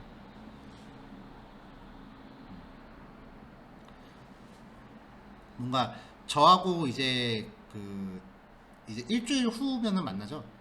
일주일 지나면. 그때 저하고 이제 같이 공부하실 분들은 좀 재부팅을 한번 하세요. 마인드를. 아마 학원에 처음 나오셨을 때는 다들 의욕에 차 있었을 텐데 한 달 정도 지나가면서 의욕이 처음이랑 비교했을 때 이렇게 내려갔을 거예요. 지금. 왜냐면 이 생활에 익숙해져서. 근데 강사 역할은 수업을 진행하기도 하지만 계속 여러분들 텐션을 이렇게 한 요 정도로 계속 텐션을 유지시켜 주는 거기 때문에 한 요쯤이 됐다라고 하면 잔소리 한 번씩 해요. 그래서 이렇게 텐션도 끌어올리고 한동안 이렇게 약발이 좀 떨어지겠다 싶으면 또 잔소리 한 번 하고, 한 달에 한 번 정도 이런 얘기 해요. 만약에 이런 거를 진짜 한 번도 안 하는 강사님이 있다라고 하면은 사실 그분들은 장기 과정을 맡으시면 안 되긴 해. 이제 수업만 바짝하고 넘어가는 거면. 자, 미안합니다. 예. 노파심에서 얘기를 한 건데 좀 시간이 좀 길어지고 듣는 분에 따라서는 좀 언짢게 들렸을 수도 있지 않을까라고 내심 걱정이 됩니다. 단과 과목에서 이런 얘기 하는 게 좀 적절하지 않다라고 생각이 되기도 하는데, 여기 계신 분들 전부 다 이제 저랑 이달 말부터 좀 오랫동안 같이 갈 분들이기 때문에 좀 한 달 정도 봐서 느낀 바를 좀 이야기를 했습니다. 아마 지금 낮에 공부하는 선생님이 기초 공부하는 방법을 아마 알려주지 않으셨을 것 같아요. 근데 지금 말씀드린 것들은 제 방법이지 표준화된 방법은 아니에요. 제가 그렇게 공부를 했기 때문에 알려드린 거예요. 자, 분위기 좀 전환합시다. 지금 11시 40분인데요. 한 10분 정도 쉬었다가 11시 50분부터 쭉 넘어갑시다. 네, 조금 이따 봐요. 물 한 잔씩들 마시고 오세요. 자, 전 단원에서 우리가 봤었던 거는 메서드 간에 서로 이렇게 꼬리에 꼬리를 물고 호출할 수 있다는 거예요. 그게 요점입니다. 자, 그러면 이제 이걸 가지고 메서드의 호출 순서와 종료 순서 간의 관계. 이거 아까 했던 얘기인데, 위에 예제를 보면은 일단 코드는 무조건 메인에서 시작하죠. 메인에서 F2를 부르니까 F2로 가요. F2에서 F1을 부르니까 다시 F1으로 가요. F1에서 끝나요. 리턴을 하면 돌아가는 거죠. 그래서 돌아가고 돌아가요. 그래서 끝나요. 자, 그러니까 호출되는 순서는 메인, F2, F1 이 순서인데, 종료되면서 가장 먼저 결과를 만들어내는 순서는 역순으로 간다는 거죠. 자, 메인에서 F2를 호출하고 F1을 호출했다. 그러면은 F1이 종료가 안 되면 F2는 그때까지 대기 상태가 돼요. 자, 메서드 A라는 애가 있다고 칩시다. 걔가 실행하는 도중에 그 안에서 다른 메서드 B를 호출해요. A가 있는데 A가 B를 호출해요. 그러면 B가 종료되기 전까지 A는 종료하지 못하고 대기 상태가 돼요. 즉, 먼저 실행된 퍼스트 인풋된 메서드가 가장 나중 라스트 아웃풋으로 종료돼요. 이거를 FILO, First Input, Last Output 혹은 선입 후출 관계라고 하는데 프로그래밍에서 이런 관계를 스택이라고 불러요.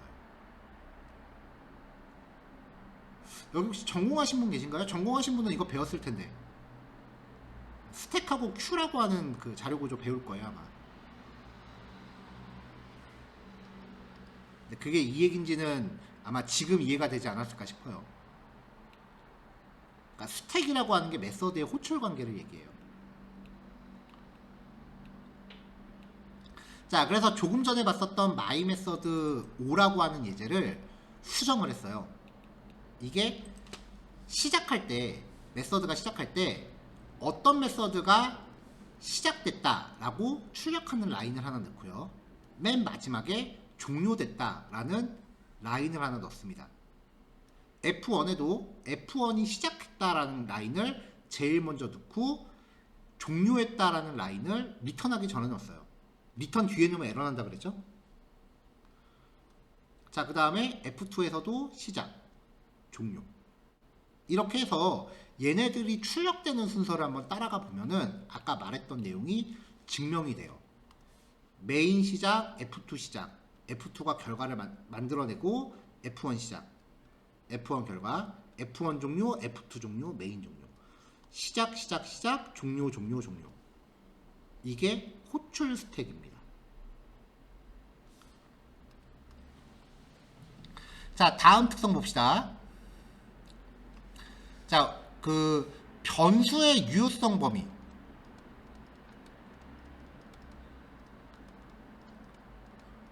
다른 말로 스코프라고 부른다고 했죠.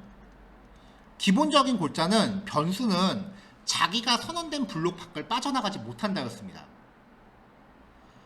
파라미터도 마찬가지예요. 파라미터는 자신이 정의된 메서드에 속한 변수예요. 메서드에 속한 변수. 그러므로 파라미터는 메서드에 대한 블록 괄호를 벗어날 수 없습니다. 그래서 메서드가 서로 다르면 변수의 유효 범위가 다르니까 변수 이름이 똑같아도 다른 값이에요. 자, 코드 봅시다. 자, 아래에 메서드 두 개가 있어요. 푸에서 정의한 파라미터 A, 푸에서 정의한 파라미터 A, 그리고 변수 B. 얘네는 자, 이 파라미터도 이 블록에 속한 걸로 본다 그랬죠. 그러니까 이 A하고 B는 이 푸가 갖는 블록을 빠져나가지를 못해요. 그러니까 이 밖에서는 A랑 B를 이해를 못하는 거예요. 여기에 있는 A와 B를 이 밖에서는 이해할 수 없다. 그러니까 다른 데서 또 A하고 B라고 만들어도 상관이 없다는 거죠. 다른 집 자식 이름 알 필요가 없으니까. 우리 집 자식 이름만 알면 되는 거지 다른 집에 있는 그 이름은 알 필요가 없다라는 거예요. 그래서 여기에 있는 A와 이 A는 이름만 같을 뿐 실제로는 다른 값입니다. 뭐 실제로는 생성되는 메모리 위치가 다르기 때문에 구별된다라고 이야기하는 게 맞는데 메모리 구조가 익숙하지 않다면 이 문장은 그냥 날려버리시고요. 이렇게 기억하시면 돼요. 자, 이것과 관련된 예제입니다. 자, 파라미터 스코프라고 하는 예제고요. 메인에서 시작을 해요. 자, int a. 자, 메인에 있는 a, 메인에서 10 출력하고요. 푸한테 a를 보내요. 그러면 1로 가죠? 10이 돼요. 자, 이 변수는 여기에서 새롭게 만들어진 거예요. 그래서 여기에다 a를 더해요. 100을 더해요. 그럼 얼마예요? 110이죠. 자, 그리고 여기서 출력을 하면 110이 출력됩니다. 그냥 이렇게 긋고서 해줄게요.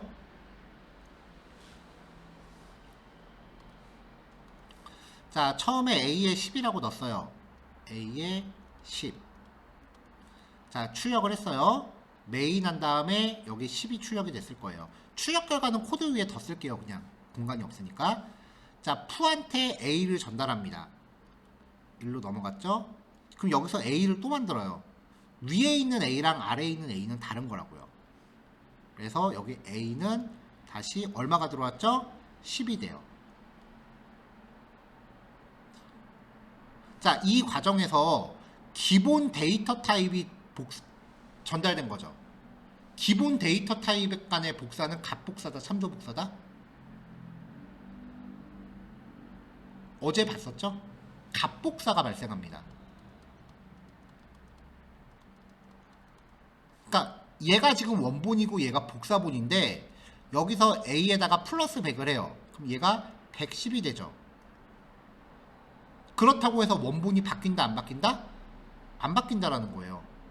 여기서 110이 출력됩니다. 자, 끝났으니까 돌아가요.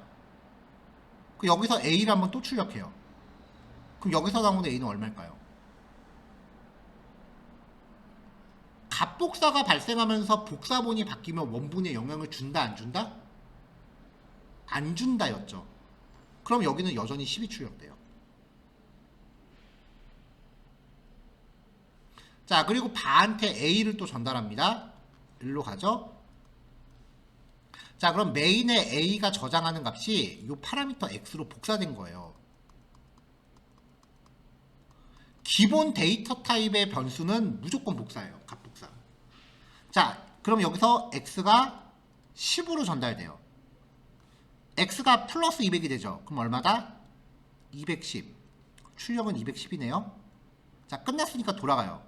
여기서 다시 A를 출력하면 원본은 바뀌었다 안 바뀌었다? 안 바뀌었다. 그러니까 여기는 여전히 10이에요. 자, 그래서 출력 결과 보면은 메인에서 출력하는 거는 계속 10이에요. 푸에서 110, 바에서 210. 파라미터를 전달한다라고 하는 거는 메서드 간의 값복사입니다. 기본 데이터 타입의 경우에. 자, 조금 전에 본 거예요. 기본 자료형 변수를 파라미터로 쓰는 경우는 값의 복사에 대한 개념이에요. 그래서 변수의 이름과 파라미터 이름은 아무런 연관이 없어요. 자, int x에다가 10을 주고 f라는 메서드에다가 x를 전달했다. 근데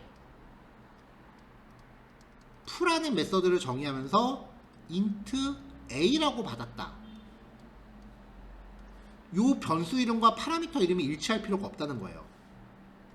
그럼 이게 이렇게 전달되면서 무슨 의미냐? a에다가 x를 넣어라라는 뜻이 된다고요. 자, 이거 이해할 수 있나요? 자, 결국 기본 자료형 변수를 파라미터로 전달할 경우에만 값복사가 발생을 합니다. 그래서 메서드를 파라미터를 전달받은 메서드 안에서 파라미터를 아무리 고쳐도 원본은 변하지 않아요.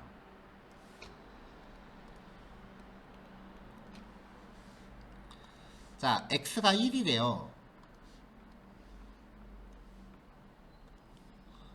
x가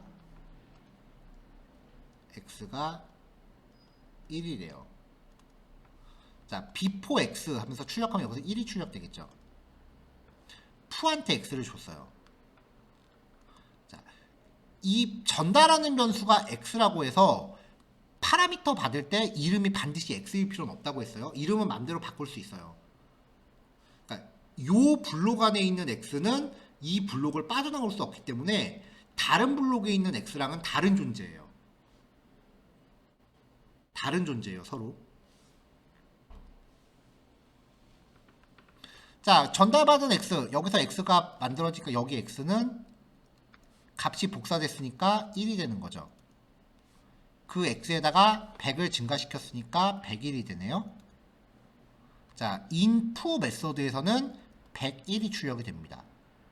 근데 fu에서 fu를 호출하면서 전달되는 과정에서 값복사가 발생했기 때문에 얘가 원본이고 여기가 복사본이 돼요. 복사본의 값을 바꿨을 때 원본이 바뀐다 안 바뀐다? 안 바뀐다고 계속 강조했죠? 여기가 끝나고 돌아가도 이 메인에 있는 x는 여전히 1인 거예요. 여기서 출력하면 1이 되는 거죠.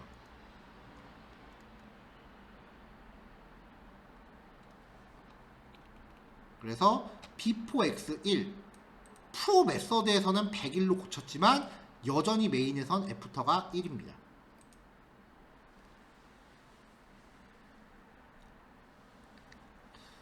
자, 파라미터는 배열도 가능합니다. 우리가 앞에서 살펴봤었던 모든 형태가 파라미터로 다 쓸 수 있어요. 근데 배열은 갑복사다, 참조복사다.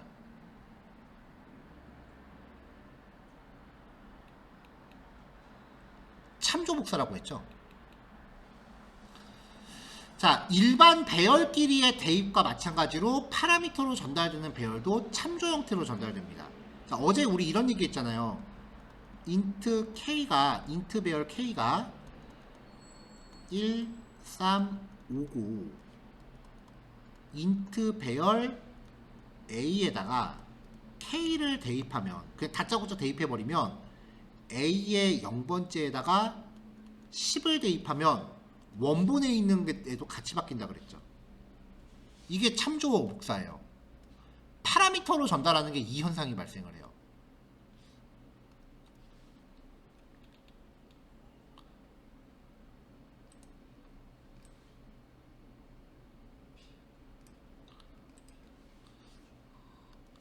자, 그래서 인트 배열 오리진에 1과 2를 넣습니다.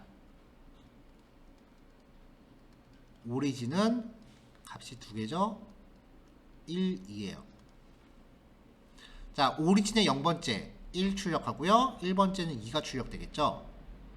자, 이 배열을 통째로 푸한테 전달했어요. 얘를 이제 카피라는 이름으로 받아요. 이게 의미하는 게 뭐냐면은 인트형 배열 카피에다가 메인이 갖고 있는 오리진을 대입했다는 거예요. 그럼 이게 갑복사예요, 참조복사예요? 조금 전에 얘기했죠. 참조가 발생을 해요. 자, 반복문 돌면서 카피의 길이, 자, 오리진을 넣었으니까 길이는 2겠네요. 0부터 2보다 작을 때까지. 그럼 범위는 i의 범위는 변수가 여기 i는 0부터 1까지 1씩 증가죠. 자, 그러면서 카피의 0번째에다가 100을 더합니다. 자, 그럼 카피는 원소가 각각 100씩 증가했으니까 101이 되고 또 102가 돼요.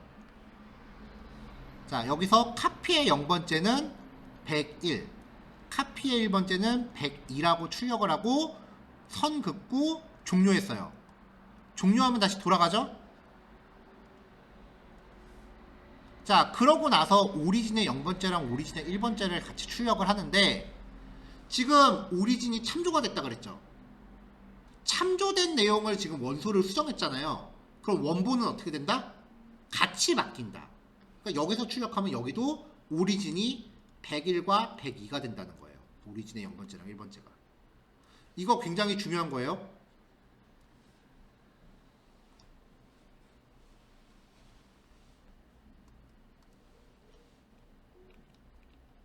자, 그래서 이렇게 됩니다. 자, 여기까지가 메서드의 특징입니다. 아마 제가 예상하기로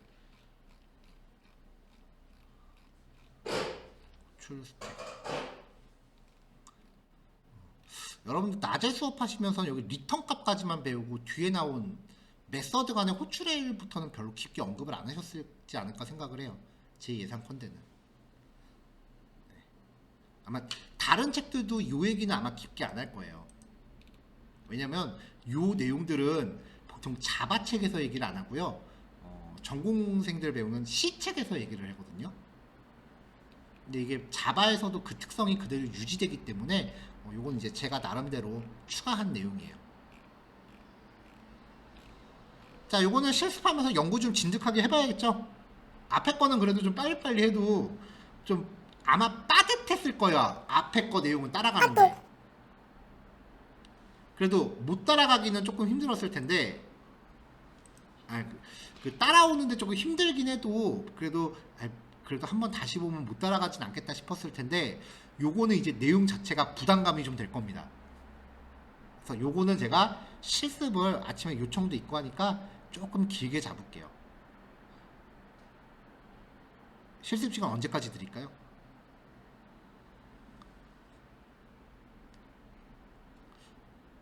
자, 지금 12시 10분인데요. 30분 드릴게요. 그래서 12시 40분에 우리 마지막 교시 시작합시다. 괜찮을까요?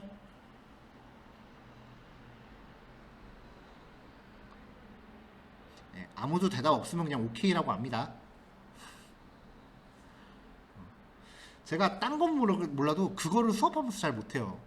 그걸 좀 고쳐야지 하면서 잘 안 고쳐지는데 시간을 칼같이 쪼개는 걸 잘 못해요. 단원 난이도에 따라서 수업 시간이 좀 들쭉날쭉한 게 좀 제가 있어요. 이거는 제가 좀 여러분한테 좀 미안한 부분이라서 고치려고 노력을 하는데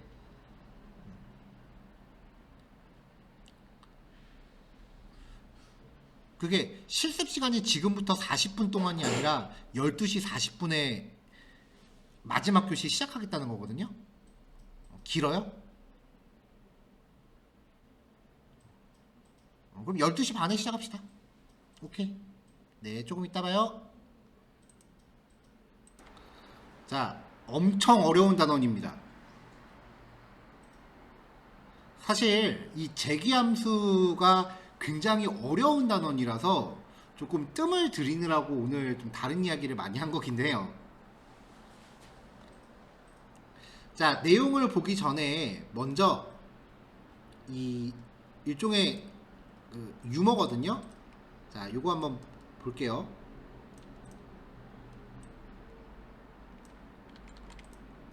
자, 어떤 한 컴퓨터 공학과 학생이 유명한 교수님을 찾아서 물었대요. 재기함수가 뭔가요? 라고 물었더니 잘 들어보래요. 옛날에 한 꼭대기에 이 세상 모든 지식을 통달한 선인이 있었고 그 사람들이 이제 대답을 잘했다. 근데 그 선인한테 어느 날 한선비가 찾아와서 물었대요. 재기함수가 뭔가요? 그랬더니 그 선인이 대답을 하기를 또 잘 들어보게 하면서 이렇게 또 물었대요.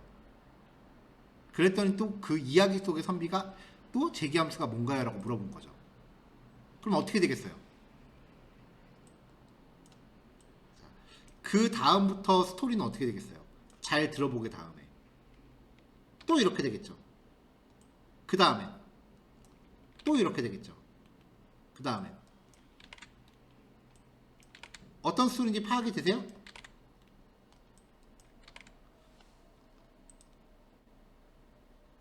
그쵸.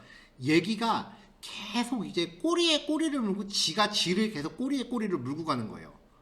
얘기가 계속 뺑뺑이 돌죠. 자, 재기의 사전적 의미는 원래 자리로 되돌아가는 거예요. 프로그램에서 재기 호출이라는 게 있는데요. 이게 알고리즘 과목 순환과 탐색에서 마지막 얘기예요. 자기 자신한테 돌아오는 처리예요. 즉 메서드가 자기 스스로를 호출하도록 구현하는 형태예요.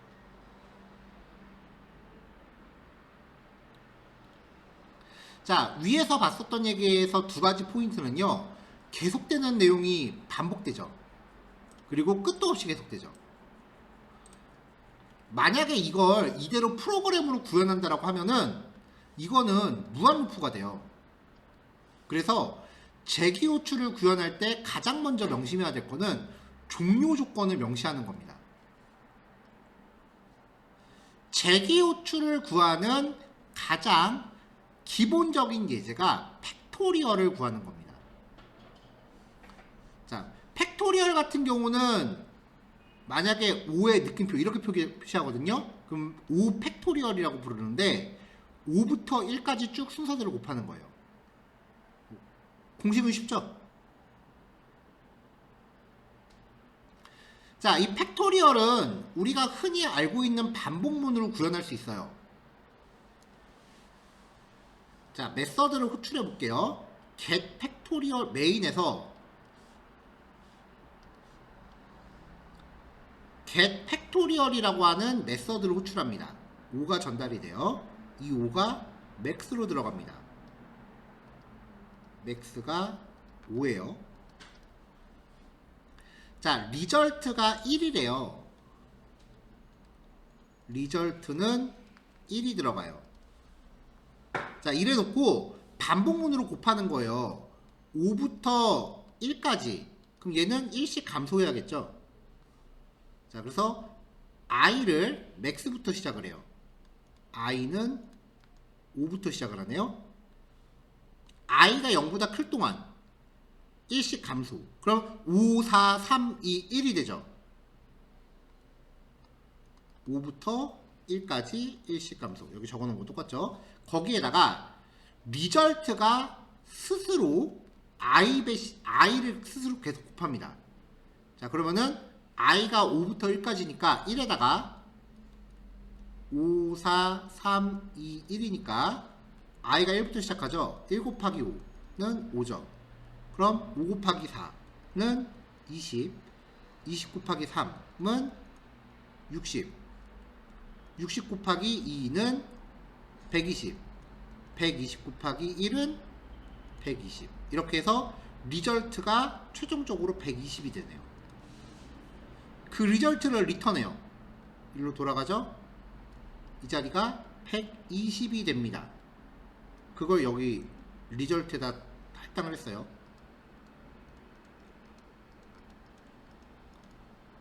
자, 이제 출력을 했어요. 반복문으로 구현하는 거는 조금 고민하면 가능하겠죠. 이거를 재기호출이라고 하는 형태로 보는 거예요. 자, 팩토리얼의 수식을 분석해보면 팩토리얼의 공식은 이겁니다. 단 x가 1 이하인 경우는 결과값이 1이다예요. 자, f에 5를 주면 f에 5는 5 곱하기 f의 x 빼기 1이죠. 5 빼기 1은 얼마예요? 4죠. 그러니까 5 곱하기 f의 4가 돼요. 근데 이게 또 요 공식이 적용이 될 거 아니에요. 그러면 4 곱하기 3이 돼요. 그럼 또 얘가 이 공식이 적용을 합니다. f에 3을 줬어요, 이번에. 그럼 3 곱하기 2가 되죠. 그러면 또다시 얘가 요 공식이 적용이 돼요. 그럼 얼마예요? 2 곱하기 f1이죠. 자, 그럼 얘가 또 이 공식이 적용하려고 했는데 x가 1 이하인 경우는 1이래요. 결과값이. 그러니까 요것만 놓고 보면은 x가 1 이하인 경우 fx는 1이 돼요. 자, 그럼 얘가 1이야. 그럼 여기는 계산하면 얼마예요? 2 곱하기 1이죠. 2예요. 자, 그럼 여기가 2네요. 그러면 요거는 3 곱하기 2니까 6이 되죠. 여기가 6이네요. 그럼 얘는 4 곱하기 6이니까 24가 되죠. 아까 계산. 자, 그럼 여기가 24가 돼요. 3 곱하기 4를 내가 잘못 계산했구나. 자, 그 다음에 5 곱하기 24. 그럼 120이 되죠. 그래서 최종적으로 5의 팩토리얼은 120입니다.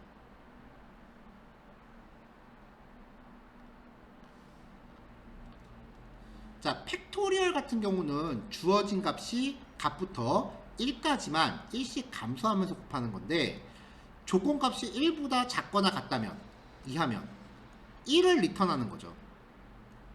왜냐하면 곱하기에서 1은 무의미하니까 그래요. 자, 이거를 함수를 구현하면은 프로그램을 구현하면 일단 요거부터 max가 1 이하면은 1이다. 자, 이거를 이제 팩토리얼로 구현을 하면 이렇게 됩니다. get 팩토리얼 5 max가 5가 됐죠. 자, 일단 전제 조건부터 걸어요. 자, 이 get 팩토리얼을 편의상 f라고 표기합시다. f에다가 5를 준 거죠. 자, 그럼 여기서 자, 이 파라미터로 전달된 게 1 이하면은 리턴 1이다. 근데 5니까 지금 패스. 그러면은 맥스 곱하기 얘 f로 표기한다 그랬죠? get 팩토리얼 스스로를 호출해요. 그러면서 맥스 빼기 1이면 여기가 4가 되죠. 그러니까 5 곱하기 f의 4가 된 거예요. 그럼 이게 다시 자기 스스로를 호출합니다. 5 곱하기 f의 4. 자, 얘가 자기 스스로 호출하니까 이번엔 맥스가 4가 되죠. 자, 이 품은 조건 안 맞으니까 또 건너뛰고 여기는 4 곱하기 f의 3이죠. 이게 4 곱하기 f의 3. 그럼 다시 자기가 자기를 호출한 거죠? 그러면 이걸 놓고 보면 3 곱하기 f의 2. 자, 그러면 다시 이걸 갖고 자기가 자기를 호출하죠? 그럼 맥스가 이번에 2가 됐죠. 이 품은 건너뛰고 2 곱하기 f의 맥스 빼기 1이니까 1. 2 곱하기 f의 1. 자, 그럼 1을 갖고 다시 1로 갔어요. 1. 자, 그럼 요 이품문에 걸려서 리턴 1이에요. 그러니까 자기가 호출된 자리 여긴 1이에요. 자, 얘가 이거죠. 2 곱하기 1. 이게 이거죠. 3 곱하기 2. 6. 이게 이거죠. 6, 4, 24. 얘가 이거죠. 24 곱하기 5는 120. 맞죠?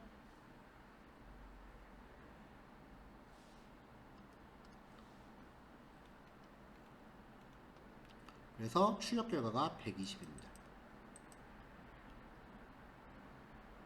자, 이것만 놓고 보면은 이거 그냥 반복문으로 구현해도 되는 거 아니야?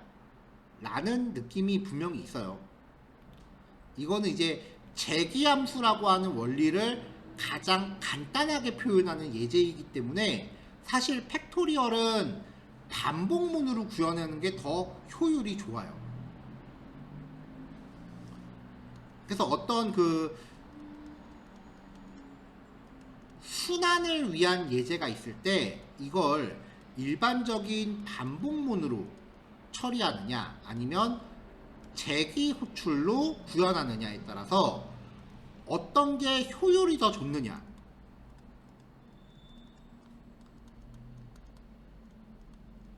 어떤 게 효율이 더 좋냐를 따져서 효율성이 더 높은 걸 써야겠죠. 이 효율성을 따지는 거를 시간 복잡도라고 부릅니다. 시간 복잡도. 여기부터 시간 복잡도에 대해서 더 설명을 하면은 이거는 학부 4학년 진도를 얘기해야 되기 때문에 요거 이제 요 정도까지만 이야기를 할게요. 재기함수라는 개념만 적용을 하세요. 아마 여러분들이 재기함수를 쓰는 케이스가 많지 않을 거예요. 그러니까 이 재기함수가 이해하기 어렵다면 이거는 그냥 포기하고 넘어가셔도 나머지 수업진도 이해하는데 큰 무리는 없을 거예요. 근데 이 정도 알고리즘을 공부했다라고 하면은 코딩 테스트가 굉장히 그 꽃길이 될 가능성이 높아요. 코딩 테스트 같은 경우는 이런 걸 물어볼 테니까. 재기함수를 어떨 때 쓰냐면요. 반복을 하긴 하는데 반복의 갈래가 되게 많이 나눠지는 경우가 있어요.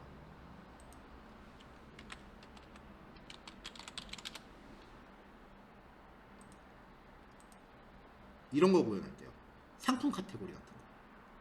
이거는 반복문이 되게 이건 당연히 반복문으로 출력을 합니다. 근데 여기 하나하나의 하위 카테고리가 있잖아요. 그럼 반복이 안에서 갈래가 계속 나눠진다는 소린데 이런 카테고리 구현할 때 재기함수를 써요.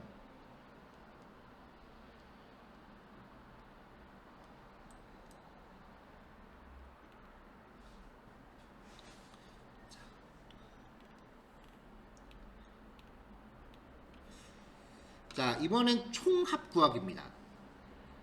자, 양의 정수 n을 입력받아서 1부터 n까지의 총합을 구하는 기능을 재기함수로 구현하는 겁니다.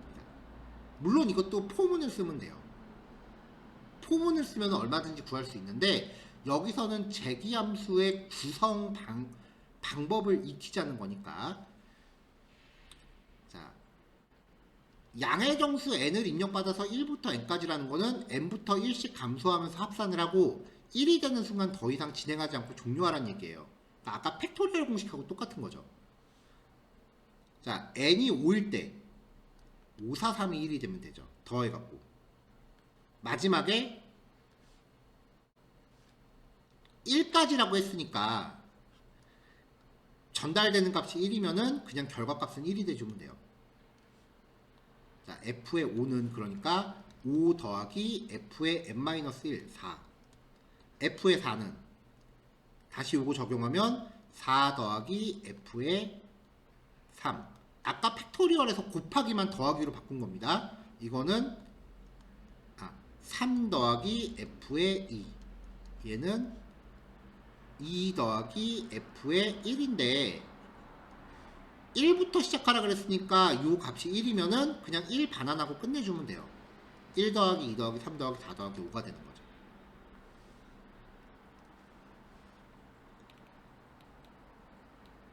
자, 일단 입력을 받읍시다. 임포트 스캐너, 그리고 스캐너 객체 만들고 얘를 통해서 양의 정수를 입력하세요 라고 메시지 한번 뿌리고 next int.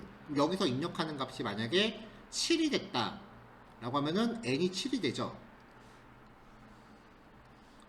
여기서 n이 7이 됐어요. 자, s는 sum에 7을 줬어요. 일로 전달됐으니까 여기서 n은 마찬가지로 7이죠. 자, 7이 1이라면은 출력하고 리턴 1. 근데 지금 현재 7이니까 넘어갔어요. 그러면은 n을 먼저 출력합니다. 7 더하기 프린트니까 딱 요만큼만 출력했네요. 그 다음에 7 더하기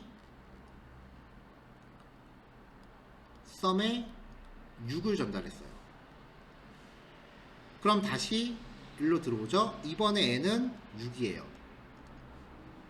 자, if는 건너뛰고 여기서 또 프린트니까 줄바꿈 안 했잖아요 아까. 그러면 6 더하기 출력합니다.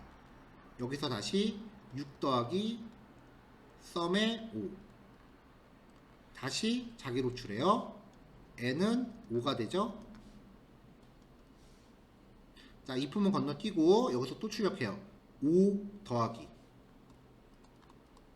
그럼 여기서 또 출력하는 거는 5 더하기 sum의 4가 되죠. 그럼 4를 갖고 다시 돌아가요. 자, 이번에 n은 4. if는 건너뛰고 4 더하기 한번 출력하고 4 더하기 sum의 1 빼니까 3. 다시 가요. 자, 그럼 이제 이걸 갖고 n은 3. if는 건너뛰고 여기서 출력하는 거 3 더하기. 이번엔 3 더하기 sum의 2가 돼요. 자, 2를 갖고 다시 가요. 다시 빨간색 색깔 다 썼네. 자, 그럼 이번엔 n은 2가 돼요. 자, if는 건너뛰었죠? 자, 그럼 여기서 출력하는 거는 2 더하기 출력. 그 다음에 이번에는 2 더하기 sum의 1이 돼요. 자, 1 가지고 다시 갑시다. 자, 이번에 if는 처리됐죠? n이 1이면 자, 여기서 이제 n이 1이 들어왔어요. n이 1이면 return 1. 자기를 호출한 자리가 1이 되니까 여기가 1인 거예요. 1 더하기 2. 3이 여긴 거죠? 3. 3 더하기 3, 6. 여기가 6인 거죠? 6 더하기 4, 10. 여기가 10인 거고요. 15. 여기가 15. 그러면 6 더하면 21. 여기가 21 더하면 결과값 나오죠.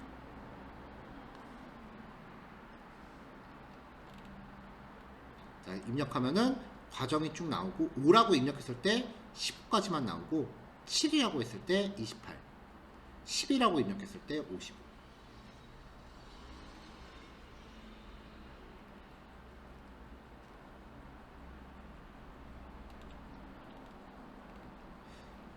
자, 앞에 거 팩토리얼 때문에 지금 머리 빙빙 돌죠? 근데 지금 요거는 곱하기를 더하기로만 바꾼 겁니다. 이 재기함수 같은 경우는요, 지금 당장 재기함수를 구사할 생각은 하지 마시고요. 제가 지금 보여드린 것처럼 코드 흐름을 내 스스로 다 따라갈 수 있을 정도로만 일단 이해를 해놓으세요.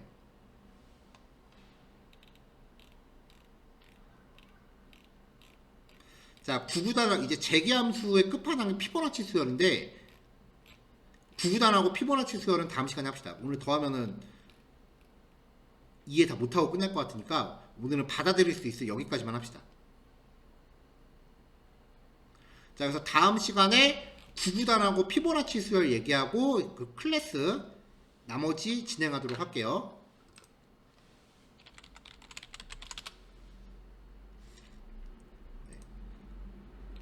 지금 전체 구상하고 있는 커리큘럼이 이제 요만큼 남았으니까 충분히 남은 기간 동안 마무리 가능할 거예요.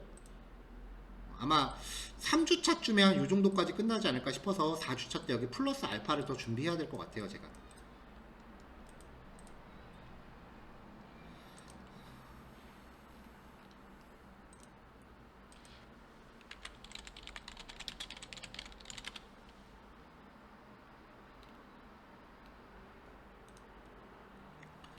자, 보통 이제 알고리즘 순서가 시간 복잡도랄 개념. 이거 시간 복잡도를 종이에다 쓸 때 표기하는 비고 표기법이라는 걸 이제 만들고요. 개발자가 이제 프로그램 설계할 때 쓰는 설계도 표기법이에요. 그 다음에 이제 정렬. 요건 이제 그 1주차 백트래킹이라고 하는 거는 추적하는 거예요. 프로그램 추적. 여러분들 프로그램 추적하는 법 알려드렸죠? 정렬. 정렬 한번 했었죠, 우리? 스택 자료 구조. 스택에 대해서 설명했죠? 큐는 얘기 안 했어요.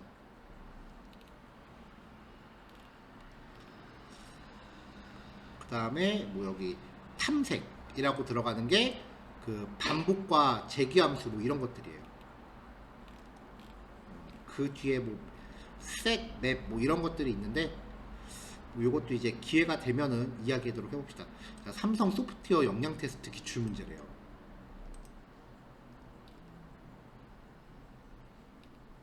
그러니까 이런 것들에 대해서 어느 정도 배경 지식이 있어야 코딩 테스트 응시가 가능해요. 그러니까 당장 눈에 보이는 화려한 코드가 아니라고 해서 간과하지 마시고 기초가 탄탄해야 건물 빨리 쌓아 올립니다.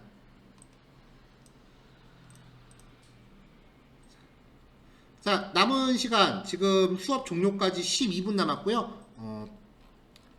여기 재기함수 사용한 그 팩토리얼과 그 다음에 합산 문제 그거까지만 완성하시면 됩니다.